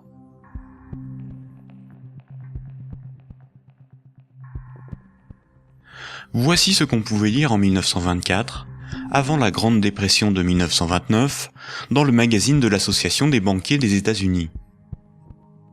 Le capital doit assurer sa propre protection par tous les moyens possibles, grâce à la coalition et à la législation. Les dettes doivent être collectées et les hypothèques exercées le plus rapidement possible. Lorsque les personnes ordinaires perdent leur maison à travers le processus de la loi, elles deviennent plus dociles et peuvent plus facilement être dirigées grâce au bras fort du gouvernement représenté par les principaux acteurs financiers et par une puissance centrale due aux richesses. Ces vérités sont bien connues de nos principaux intervenants, qui s'appliquent désormais à créer un impérialisme permettant de gouverner le monde. En divisant les votants grâce au système de partis politiques, nous les manipulons afin qu'ils dépensent toute leur énergie pour des problèmes n'ayant aucune importance. C'est donc grâce à une action discrète que nous garantirons la pérennité de ce que nous avons si bien planifié et accompli. Rappelez-vous, dans l'Antiquité, la monnaie physique a été inventée par des souverains pour lever des armées, conquérir de nouveaux territoires et instaurer une dépendance des peuples à la monnaie par la levée des impôts. Toutes les dettes devaient être réglées avec la monnaie du souverain. Cela lui permettait d'acheter les richesses aux populations avec la monnaie qu'il fabriquait lui-même. Une seule et même organisation gérait la fabrication de la monnaie, les armées, la législation, la justice et les forces de l'ordre. Aujourd'hui encore, la monnaie reste un instrument de domination et un élément clé de la géopolitique. Le siècle dernier a été celui du dollar américain. Le dollar américain est de loin la monnaie la plus répandue sur Terre. Le budget militaire américain est égal aux dépenses militaires de tous les autres pays réunis. Tous les ans, ce budget est voté par le Congrès et généreusement financé par la Banque fédérale américaine. Fondée en 1913, la Banque fédérale américaine est une banque privée et non une institution publique. La force militaire permet aux États-Unis d'assurer le statut de monnaie de réserve mondiale au dollar américain et de l'imposer dans le commerce international. Avant les attentats du 11 septembre 2001, les pays clés indépendants du système monétaire anglo-saxon étaient l'Afghanistan, l'Irak, le Soudan, la Libye, la Syrie, Cuba, la Corée du Nord, la Somalie et l'Iran. Les États-Unis et leurs alliés ont attaqué l'Afghanistan, l'Irak et la Libye. En Libye, une banque centrale opérationnelle a été créée par les soi-disant rebelles avant même que la guerre ne soit finie. Le colonel Kadhafi, Saddam Hussein et Kennedy ont en commun d'avoir défié la domination du dollar américain du cartel de banques privées qui dirige la Banque fédérale américaine. Aujourd'hui, les banques centrales sont indépendantes de tout pouvoir politique et sont coordonnées à l'échelle mondiale par la Banque des banques centrales, la BRI, Banque des règlements internationaux, située à Bâle en Suisse. Ce n'est pas une institution publique, elle n'a aucun mandat, ses membres ne sont pas élus, et pourtant c'est probablement le cœur du futur gouvernement mondial. L'application de la loi par les tribunaux, les forces de l'ordre, l'armée, sont comme des services assurés par les États à la corporation bancaire, qui contrôle aussi les plus grandes entreprises du monde.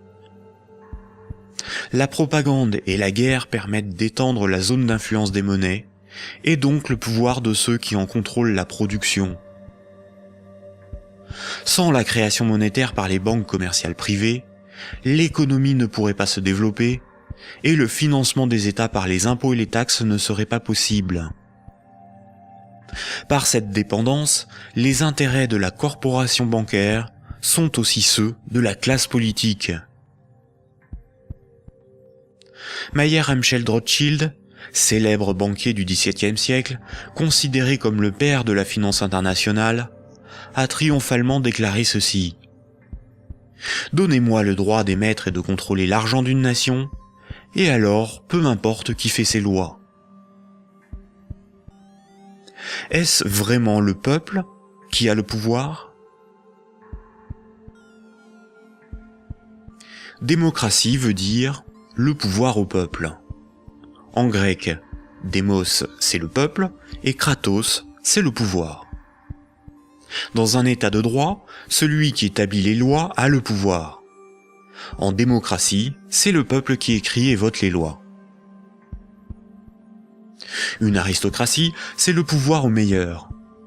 En grec, aristos, c'est le meilleur, et kratos, c'est le pouvoir. En aristocratie, ce sont les meilleurs qui ont le pouvoir et établissent les lois.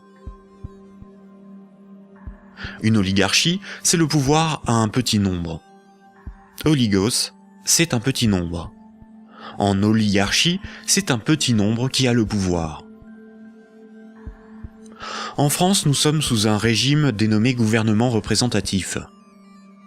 Tous les 5 ans, on demande au peuple d'élire ses représentants parmi un groupe d'hommes politiques, dénommé classe politique. Les représentants écrivent et votent les lois, pas le peuple. Nous sommes donc dans une oligarchie. Historiquement, le terme de démocratie pour désigner le gouvernement représentatif a été employé dans les années 1830 pour tromper l'opinion publique et faire croire au peuple qu'il a le pouvoir. Ce mensonge perdure encore de nos jours. Si nous étions en démocratie, nous voterions nous-mêmes les lois, par des votations ou des référendums, et nous pourrions aussi en écrire, en proposer. En France, les représentants du peuple sont des politiciens de carrière, pour beaucoup fonctionnaires et issus de classes supérieures, âgés de 60 ans en moyenne. Ils ne sont en rien représentatifs du peuple français. Une fois les représentants élus parmi l'oligarchie de la classe politique, les électeurs n'ont aucun contrôle sur la politique menée et la législation établie. Les représentants votent selon leurs opinions, leurs intérêts, leur complicité ou leur carrière politique. Ils sont la cible de groupes d'intérêts qui influencent leur vote. Les textes de loi sont dans 9 cas sur 10 rédigés par de hauts fonctionnaires non élus. Donner le pouvoir à un groupe d'hommes issus d'une oligarchie, ce n'est pas avoir le pouvoir, c'est désigner ses maîtres. Les partis politiques, apparus dans les années 1840, étaient un moyen de canaliser l'insatisfaction des électeurs dans des oppositions et des conflits sans conséquences. Car si les lois étaient votées par le peuple, ce qui définit la démocratie, il n'y aurait pas de manifestations, pas de grèves, pas de mécontentement ou de troubles sociaux. Le peuple serait souverain. Durant la Révolution, les riches avaient bien plus à perdre que les pauvres. Voltaire, figure emblématique des Lumières, disait ceci. Un pays bien organisé est celui où le petit nombre fait travailler le grand nombre, est nourri par lui, et le gouverne. Si le pouvoir était donné au peuple, il aurait défendu ses intérêts propres au détriment de la minorité des riches, des notables et des banquiers. Écoutons le philosophe Alain Badiou parler de la démocratie actuelle. Alain Badiou, c'est ce que nous avons trouvé de moins mauvais pour choisir nos dirigeants. Oh, la théorie du moins mauvais, ça, vous savez, la théorie du moins mauvais ne peut pas impressionner le philosophe que je suis. Hein. Elle a beaucoup servi pour justifier le pire, le moins pire par rapport au plus pire, par exemple. C'est Churchill qui a inventé cette histoire, qui a consisté à dire que la démocratie, c'était le pire de tous les régimes, à l'exception de tous les autres. Il avait raison ? Eh ben non, il n'avait pas forcément raison. Pourquoi aurait-il eu raison ?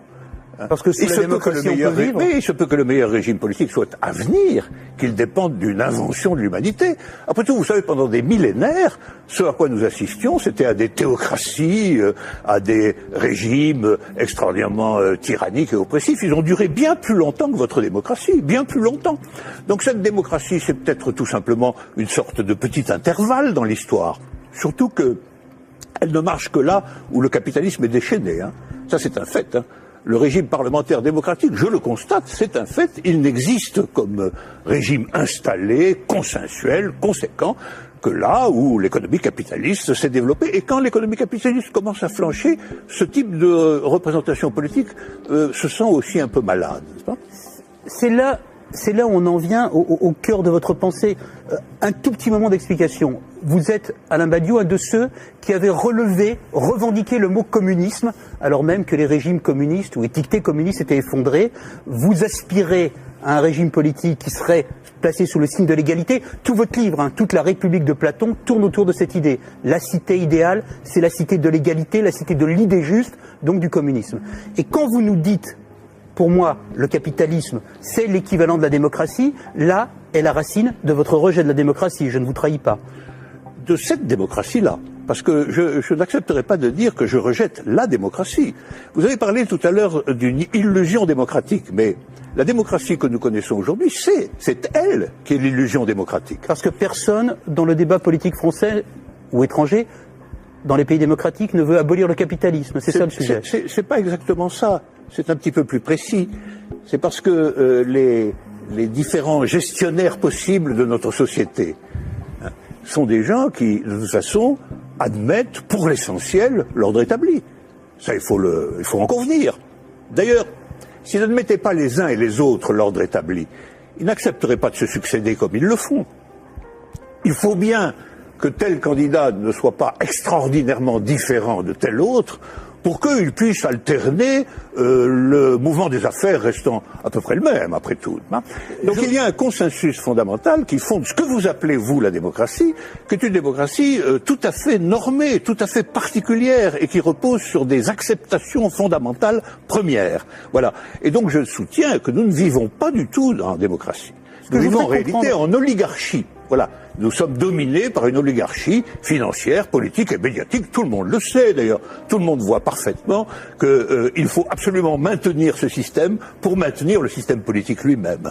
Qui gouverne dans la cité juste, dans la cité idéale? Eh bien, qui gouverne normalement dans la cité juste, dans la cité idéale, c'est précisément tout le monde. C'est la démocratie véritable. C'est-à-dire qu'il n'y a pas d'État séparé de l'ensemble des gens. Voilà. C'est ça la cité idéale. La cité idéale, c'est la grande idée communiste de Marx lui-même, qui est un peu oubliée, mais que je voudrais rappeler. C'est le dépérissement de l'État. C'est l'idée que l'existence d'une machine d'État oppressive, séparée, qui doit être perpétuellement validée par des élections, etc., c'est une affaire vieillie, c'est une affaire qu'il faut dépasser absolument, au nom de ce que Marx lui-même appelait un régime d'association. La capacité, pour tout le monde, de s'occuper de ses propres affaires. Ce qui est intéressant, et c'est là où, quand vous parliez de l'idée de Marx et de l'idée de l'association, vous êtes un fervent admirateur de ce qu'on a appelé les révolutions arabes, fervent admirateur également de ce qu'on a appelé le mouvement des indignés. Et ce qui est très intéressant, c'est que votre critique sur les révolutions arabes commence au moment où elle se transforme en processus démocratique électoral avec des élections. Oh ben c'est pas ma critique à moi, c'est d'abord la critique de tous ceux qui ont participé au mouvement dans les pays arabes. Ils ont été légèrement surpris et déconcertés par le résultat des élections. Mais le principe même des élections... Comme moi je l'ai été en mai 68. Eux aussi ils disent élections piège à con maintenant, maintenant qu'ils ont les partis islamistes dits modérés sur le dos.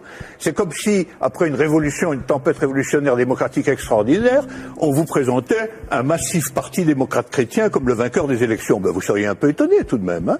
C'est bien la preuve qu'il y a deux sens du mot démocratie qui ne sont pas du tout homogènes. Sauf que la revendication, Alain Badiou, la revendication du peuple contre les dictateurs, c'était de pouvoir voter. Bon, la revendication du peuple contre les dictateurs, c'était que les dictateurs s'en aillent. Mais ça, c'était leur revendication unanime. Sur la question du vote, il y a eu d'innombrables débats.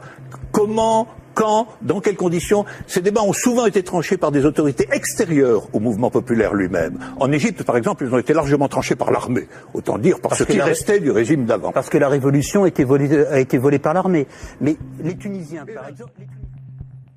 Le gouvernement représentatif, en ne donnant aucun pouvoir aux pauvres, aux ouvriers et aux paysans, garantit la protection des intérêts des plus puissants et des plus riches.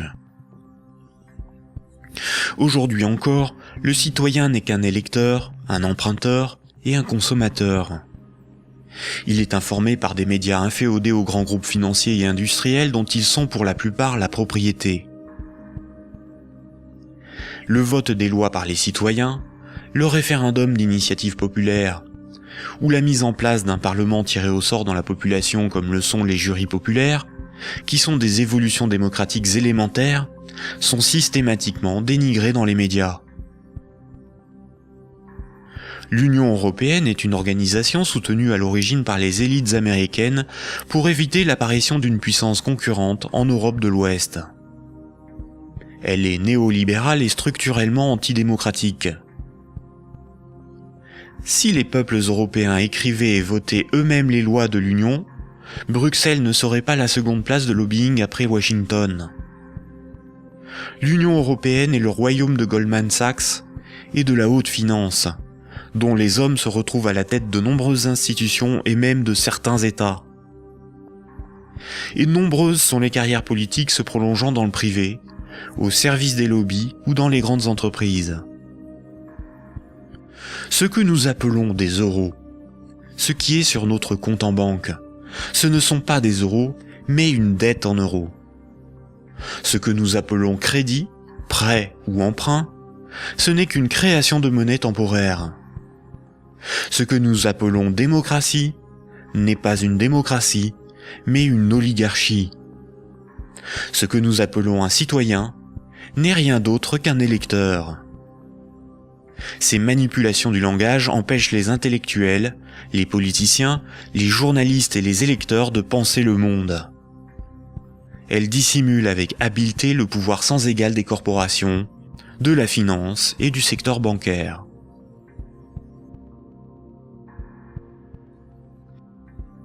Aujourd'hui, la planète n'est plus capable de se régénérer. L'humanité tout entière est en train de se confronter aux limites de la Terre elle-même et manque de ressources naturelles. Toute croissance économique nécessite beaucoup de matières premières et d'énergie. Or, les ressources de la planète sont limitées. Certaines organisations militent pour qu'une nouvelle approche économique et sociale émerge, pour que nous soyons respectueux de notre environnement et sortons d'une logique de compétition, de surconsommation et de conflit. Certains font la promotion de la décroissance.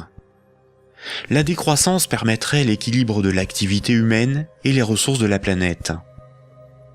Mais la décroissance sous-entend une réduction permanente de la demande de crédit, donc une contraction de la masse monétaire qui déboucherait rapidement sur une crise économique majeure.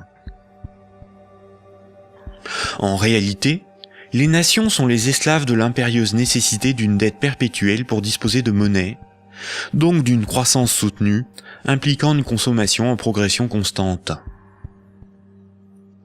S'il n'y a plus d'anticipation de revenus futurs, il n'y a plus de crédit, donc la monnaie disparaît, l'État ne peut plus fonctionner et l'économie s'arrête.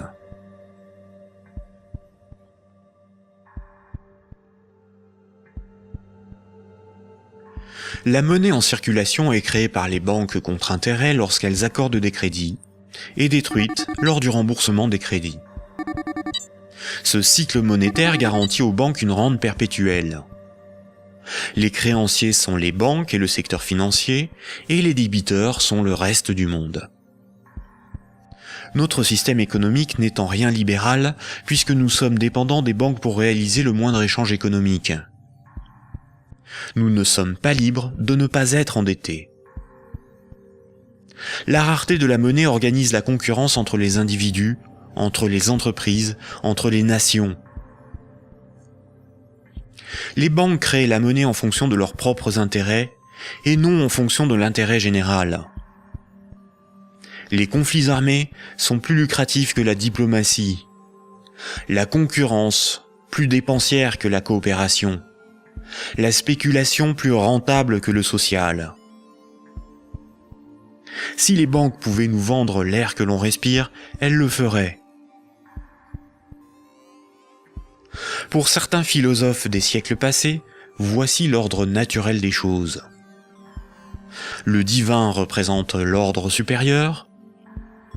L'ordre moral est guidé par le divin, par le sacré. L'ordre politique est guidé, lui, par la morale. Et la finance, elle, est au service de l'ordre politique.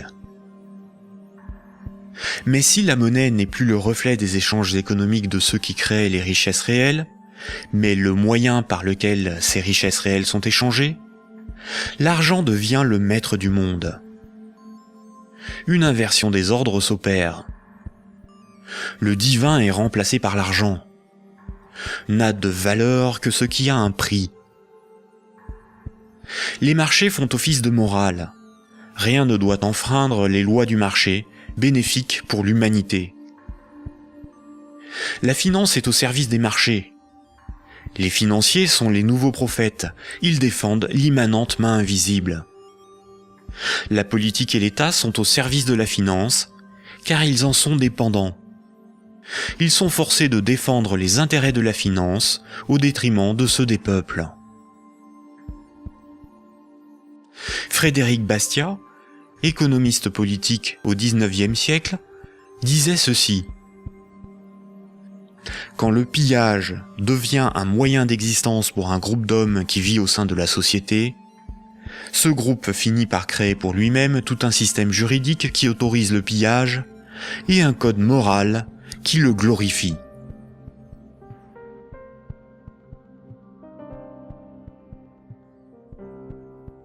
Récapitulons. Voici les points importants qu'il faut retenir. Avant l'invention de la monnaie, les systèmes de comptabilité des dettes permettaient aux hommes d'échanger librement des biens et des services. Il était simplement noté ce qui était donné ou les services rendus, à qui et quand, de sorte à s'assurer que chacun donnait autant qu'il recevait. Les hommes se faisaient confiance, c'est ce qui leur permettait de se faire crédit. C'est environ 700 ans avant Jésus-Christ que la monnaie a été créée comme un outil de domination au service de souverains ou d'États.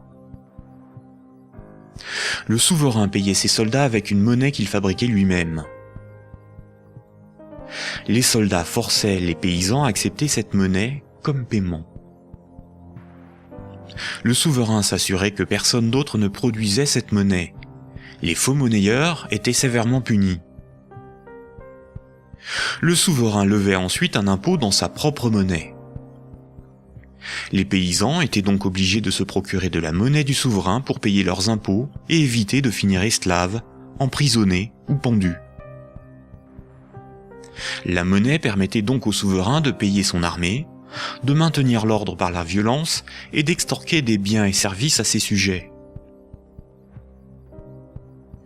Dès lors, le terme de dette a été progressivement dévoyé. On disait que ceux qui ne payaient pas leurs impôts avaient une dette envers le souverain. C'est faux. Pour qu'un sujet ait une dette envers le souverain, il aurait fallu que le souverain lui ait d'abord donné quelque chose de valeur. Or, le souverain exigeait avec violence et sans contrepartie de la monnaie qu'il était le seul à fabriquer. Le mythe de la monnaie remplaçant le troc masque le fait que celui qui a le pouvoir de créer la monnaie peut s'approprier le travail d'autrui sans contrepartie. De nos jours, les institutions qui créent la monnaie sont les banques commerciales privées dont le but est le profit.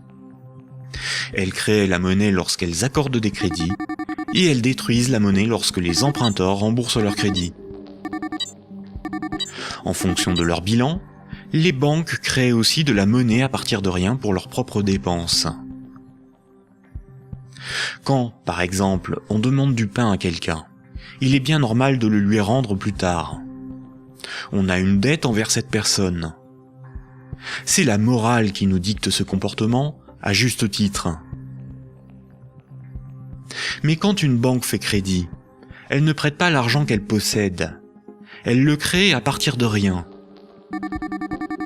Quand un emprunteur est endetté vis-à-vis d'une banque, la banque ne lui a rien donné. Elle exige pourtant qu'on lui rende quelque chose qu'elle ne possédait pas avant d'accorder le crédit, majoré d'un intérêt pour le service rendu. C'est parce que la loi protège ce privilège qu'elles peuvent contraindre les emprunteurs à rembourser leur crédit, quitte à saisir leurs biens et à les envoyer en prison. Il s'agit là d'un rapport de force. Les soi-disant dettes issues des crédits bancaires sont un moyen par lequel les banques extorquent une partie de notre travail contre une création de monnaie temporaire. En associant la notion de dette avec le crédit bancaire, cette pratique a été moralisée et donc normalisée. La monnaie centrale donne l'illusion que c'est l'État qui crée la monnaie. Or, la monnaie centrale est fabriquée à la demande des banques commerciales privées lorsque des actifs détenus par celles-ci sont monétisés par la banque centrale. En réalité, ce sont bien les banques commerciales privées qui fabriquent et louent la monnaie que nous utilisons tous au quotidien. La monnaie en circulation est créée par le crédit bancaire, puis détruite lors du remboursement des crédits. De ce fait, si tout le monde remboursait ses dettes, il n'y aurait plus de monnaie en circulation, tous les comptes en banque seraient vides, et les billets et pièces de monnaie disparaîtraient. La création monétaire par le crédit et la destruction monétaire lors du remboursement des crédits déterminent une masse monétaire.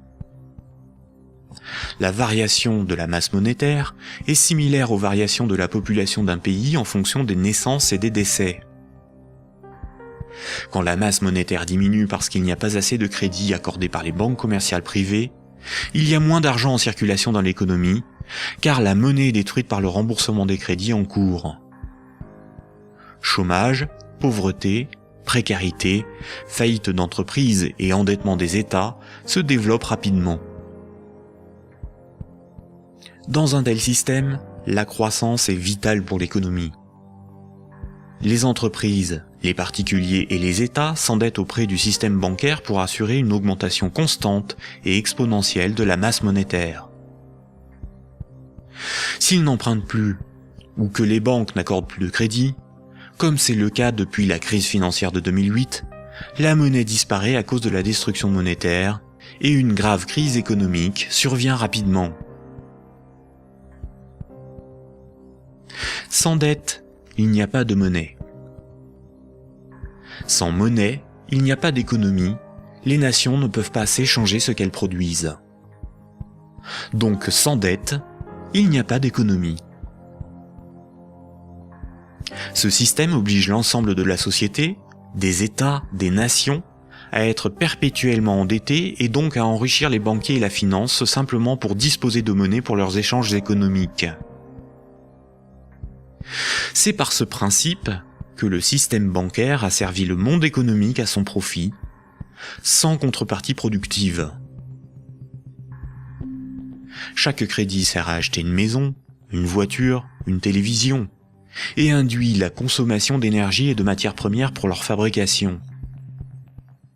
La nécessité de toujours plus de crédit provoque la destruction de l'environnement, le pillage des ressources de la planète, la surproduction, la concurrence et le consumérisme.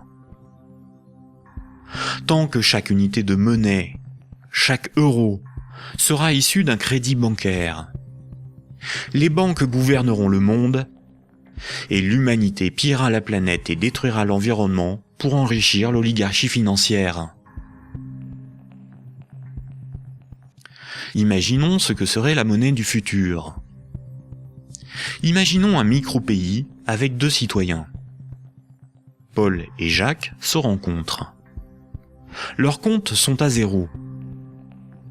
Paul a fabriqué une chaise. Il la vend à Jacques 10 unités de compte. Jacques a alors moins 10 sur son compte et Paul a plus 10. Paul peut convertir 5 unités de compte en monnaie manuelle, en billets de banque. Ainsi, tant qu'ils sont dans leurs débits autorisés, personne ne peut empêcher Paul et Jacques de s'échanger ce qu'ils produisent. Leur débit autorisé est calculé en fonction de leurs actifs et de leur solvabilité, et représente le risque financier que doit assumer la société tout entière. La monnaie du futur est un jeu à somme nulle. Dans le futur, la monnaie sera représentative des échanges économiques réalisés, et non ce qui les permet. Aujourd'hui, la monnaie ne fonctionne pas du tout comme ça. Ajoutons dans ce micro-pays une banque. Pour acheter la chaise de Paul, Jacques va emprunter à la banque les 10 € nécessaires pour la payer. Jacques devra rembourser ces 10 € à la banque et verser en plus 1 € d'intérêt qui n'existe pas. Après la transaction, Paul possède bien les 10 € nécessaires à rembourser la banque et il faudra bien que Jacques les récupère d'une manière ou d'une autre pour rembourser son crédit. Il devra vendre son temps ou fabriquer des choses à vendre pour récupérer les euros pour rembourser son crédit. Mais les 1 € d'intérêt n'existeront qu'à partir du moment où un nouveau crédit aura été demandé à la banque. On comprend donc plusieurs réalités. Paul et Jacques sont dépendants de la volonté de la banque d'accorder ou non le crédit pour s'échanger ce qu'ils produisent. Ils sont obligés malgré eux d'enrichir la banque en achetant de la monnaie temporaire qui sera détruite lors du remboursement des crédits. Le remboursement des intérêts oblige Paul et Jacques à perpétuellement emprunter à la banque pour pouvoir la rembourser. Ce système crée artificiellement un manque permanent de moyens de paiement qui débouche sur une concurrence accrue pour capter la monnaie en circulation. Paul et Jacques ont avant tout le problème de se procurer de la monnaie pour vivre. Il faut bien distinguer ce qui est au service de l'intérêt général et ce qui est au service d'intérêts particuliers. L'intérêt général, c'est l'intérêt du plus grand nombre, des nations dans leur ensemble. Les intérêts particuliers sont ceux des oligarques, des riches, des gens de pouvoir, des actionnaires, c'est-à-dire une minorité de personnes dans la société et à travers le monde. Prenons la monnaie. La monnaie sert des intérêts particuliers. Elle sert les intérêts de ceux qui la fabriquent, c'est-à-dire les banques commerciales privées et la finance, dont le but est l'enrichissement. La monnaie existe parce qu'il y a ce qu'on appelle des dettes. Ces dettes ne servent que des intérêts particuliers. La bourse et la spéculation, les marchés financiers, représentent très majoritairement des intérêts particuliers. La rémunération de l'épargne et des comptes courants des déposants, de l'homme de la rue, est marginale en comparaison des bénéfices engrangés par l'industrie financière. Le système politique, qui est censé défendre l'intérêt général, est forcé de protéger les privilèges des banques, des corporations et de la finance. Depuis les Lumières et la Révolution française, les régimes politiques basés sur l'élection de représentants ont été voulus parce qu'ils sont antidémocratiques. Ils permettent de défendre les intérêts de la classe supérieure et des élites par l'établissement de collusions toujours plus fortes entre la classe politique et les oligarchies financières et capitalistiques dont ils sont dépendants. La guerre est souvent financée par les riches et les banquiers. Seules des révolutions, des rébellions ou des révoltes se veulent véritablement au service de ceux qui les mènent. Les guerres, elles, ne servent que rarement l'intérêt général. La science, l'environnement, la santé, l'éducation, le progrès technique sont au service de l'intérêt général. En réalité, avec la privatisation de l'ensemble de ces domaines, ils sont de plus en plus au service d'intérêts particuliers afin d'en tirer le maximum de profit. La généralisation de l'économie de marché s'accompagne d'une concentration des richesses telle qu'à l'échelle mondiale, les 85 personnes les plus riches ont autant que les 3,5 milliards les plus pauvres. Et ces disparités ne cessent aussi de s'accroître dans les pays développés. La majorité productive s'appauvrit quand une minorité financière et capitalistique s'enrichit. Les riches n'ont jamais été aussi riches. Comment en est-on arrivé à une telle situation ? Pourquoi n'y a-t-il pas de mobilisation ou de révolte contre le capitalisme et la finance déchaînée qui ne cessent de dicter leurs lois aux nations ?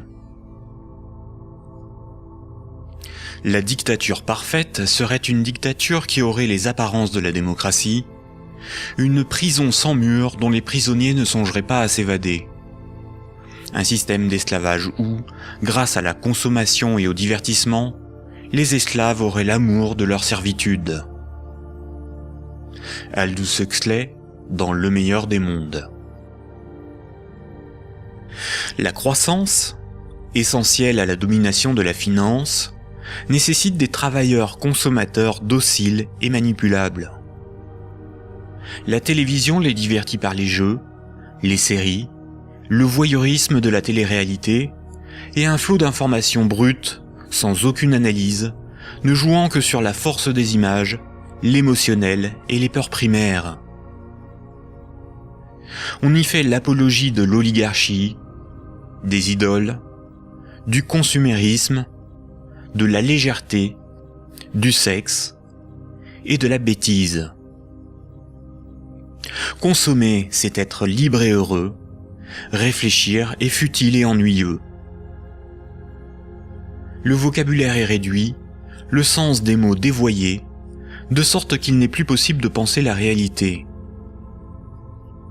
L'éducation est réduite à une forme de conditionnement à la servitude et d'insertion professionnelle. Un individu inculte n'a qu'un horizon de pensée limité, et plus sa pensée est bornée à des préoccupations futiles, moins il peut se révolter. La destruction des États-nations, de la cellule familiale, la négation des identités culturelles, religieuses et sexuelles, sont les moyens de supprimer tous leurs repères aux individus. Ils n'ont alors ni l'environnement social et institutionnel, ni les ressources mentales pour s'opposer à la domination mondiale des multinationales et de l'oligarchie financière, politique et capitalistique.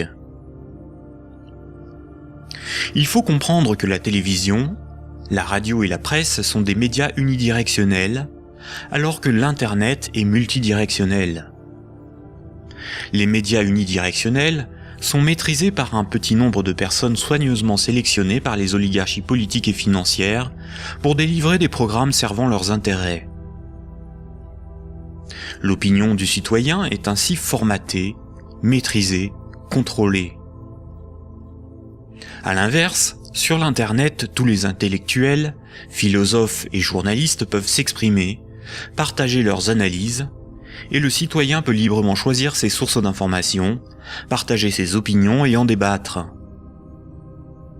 Pour maîtriser la liberté de l'Internet, l'oligarchie crée une fausse dissidence sous la forme de médias qui semblent subversifs, comme Mediapart, Rue 89, Le Canard enchaîné, le magazine Marianne, ou encore des organisations comme Wikileaks, dont la fonction est de canaliser les citoyens les plus critiques sur des sujets sans importance, d'organiser leur indignation, de monter les uns contre les autres, et de décrédibiliser les analyses réellement subversives. Et quand le prêt-à-penser perd trop de terrain, la liberté d'opinion et d'expression n'existe plus. L'Internet tout entier est diabolisé au nom de la démocratie, de la République, ou encore de la lutte contre un terrorisme fictif ou fabriqué. Les grands médias qualifient de racistes, de terroristes, de fascistes, de xénophobes, d'antisémites, de négationnistes, de conspirationnistes ceux qui analysent les faits, critiquent le système et tentent d'en exposer les fondements. Ces grossiers amalgames visent à empêcher le public d'écouter leurs discours, d'étudier leurs arguments et de débattre de leurs idées. Tout comme ce sont les banques qui décident ce qui doit être financé en fonction de leurs intérêts, dans les médias dominants, c'est l'oligarchie qui décide l'information qui doit être diffusée en fonction là aussi de ses propres intérêts. Le contrôle du vecteur soit de la richesse, c'est-à-dire la monnaie, soit de la connaissance et des idées, c'est-à-dire les médias, soit encore du système législatif, c'est-à-dire le gouvernement représentatif non démocratique, sont les instruments de la domination des oligarchies. Dès lors, il ne faut pas tomber dans la provocation, l'extrémisme ou la violence. La violence et la provocation sont ce que le système attend pour justifier la censure, le contrôle d'Internet et la mise en place d'un État policier. Il ne faut pas non plus dépenser son énergie sur des détails. Il faut au contraire remettre en cause les fondamentaux sur lesquels repose ce système de domination. Tous les mouvements progressistes, sociaux ou alternatifs, quelle que soit leur forme, associations, partis politiques, ONG, et quelle que soit leur cause, devraient faire la promotion de 3 changements décisifs pour le monde de demain. Premier point. Remettre la création monétaire au service de l'intérêt général. Tant que ce sont les banques qui décident ce qui mérite d'être ou de ne pas être financé en fonction de leurs propres intérêts, le pouvoir politique et le libéralisme ne sont qu'illusions. Les banques ne sont pas là pour faire du social ou de l'investissement. Elles sont là pour faire des profits en prenant le moins de risques possible. Deuxième point. La création monétaire par le crédit à intérêt et la destruction monétaire lors du remboursement des crédits forment un système pyramidal obligeant l'humanité à détruire la planète pour le seul profit de la finance. Nous devons mettre en place un système monétaire permettant d'adapter notre niveau de vie aux ressources de la planète et garantir ainsi un environnement viable aux générations futures. Troisième point, instaurer un système politique réellement démocratique. Seule une véritable démocratie permettra de garantir que les 2 premiers points sont durablement défendus. Contrairement à ce que les élites veulent nous faire croire, des peuples éclairés sont tout à fait à même d'établir une politique qui défend leurs propres intérêts et les intérêts des générations futures. Ces 3 points sont intimement liés. Sans une monnaie réellement publique, le lobby bancaire aura toujours la capacité de faire plier les gouvernements et changer les institutions.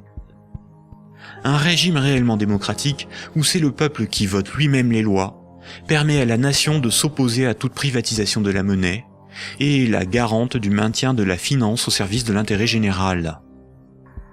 Une création monétaire publique et l'instauration d'une véritable démocratie sont indissociables, car l'un est le garant de l'autre. Voici quelques mouvements citoyens dont les propositions permettraient des évolutions majeures de la société. La monnaie permanente, le 100% monnaie ou smart. La monnaie permanente s'oppose à la monnaie d'endettement. Elle remplace la création monétaire privée. Elle permettrait la mise en place d'une politique réellement écologique et sociale. Accompagnée d'une véritable démocratie, elle rend leur souveraineté monétaire aux nations. Les systèmes d'échange locaux. Les CEL sont similaires au système de comptabilité des dettes sans monnaie de l'Antiquité. Ils sont totalement indépendants de l'euro, contrairement aux monnaies locales ou complémentaires. Si une monnaie locale ou complémentaire est créée en échange d'euros donnés à l'organisation qui les gère, elle ne provoque qu'un protectionnisme marchand à petite échelle. Le revenu de base est le dividende universel. Tout en bouleversant les rapports sociaux, il impose de repenser la notion de travail, de justice, et induit une refonte du système monétaire pour être appliqué à grande échelle. Le tirage au sort. Un parlement non élu, mais tiré au sort dans la population est un système par nature démocratique, incorruptible et parfaitement représentatif. Il s'inspire de la démocratie athénienne et des jurys populaires, évite les dérives électoralistes et institue l'impuissance des lobbies. La démocratie directe. Il s'agit de faire voter les lois par référendum.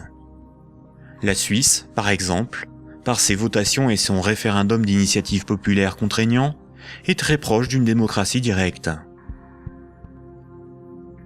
À nous de sensibiliser nos proches, nos concitoyens, nos décideurs, nos élites, sur les fondements du monde d'aujourd'hui, et de faire la promotion de ces alternatives économiques, financières et politiques essentielles au monde de demain.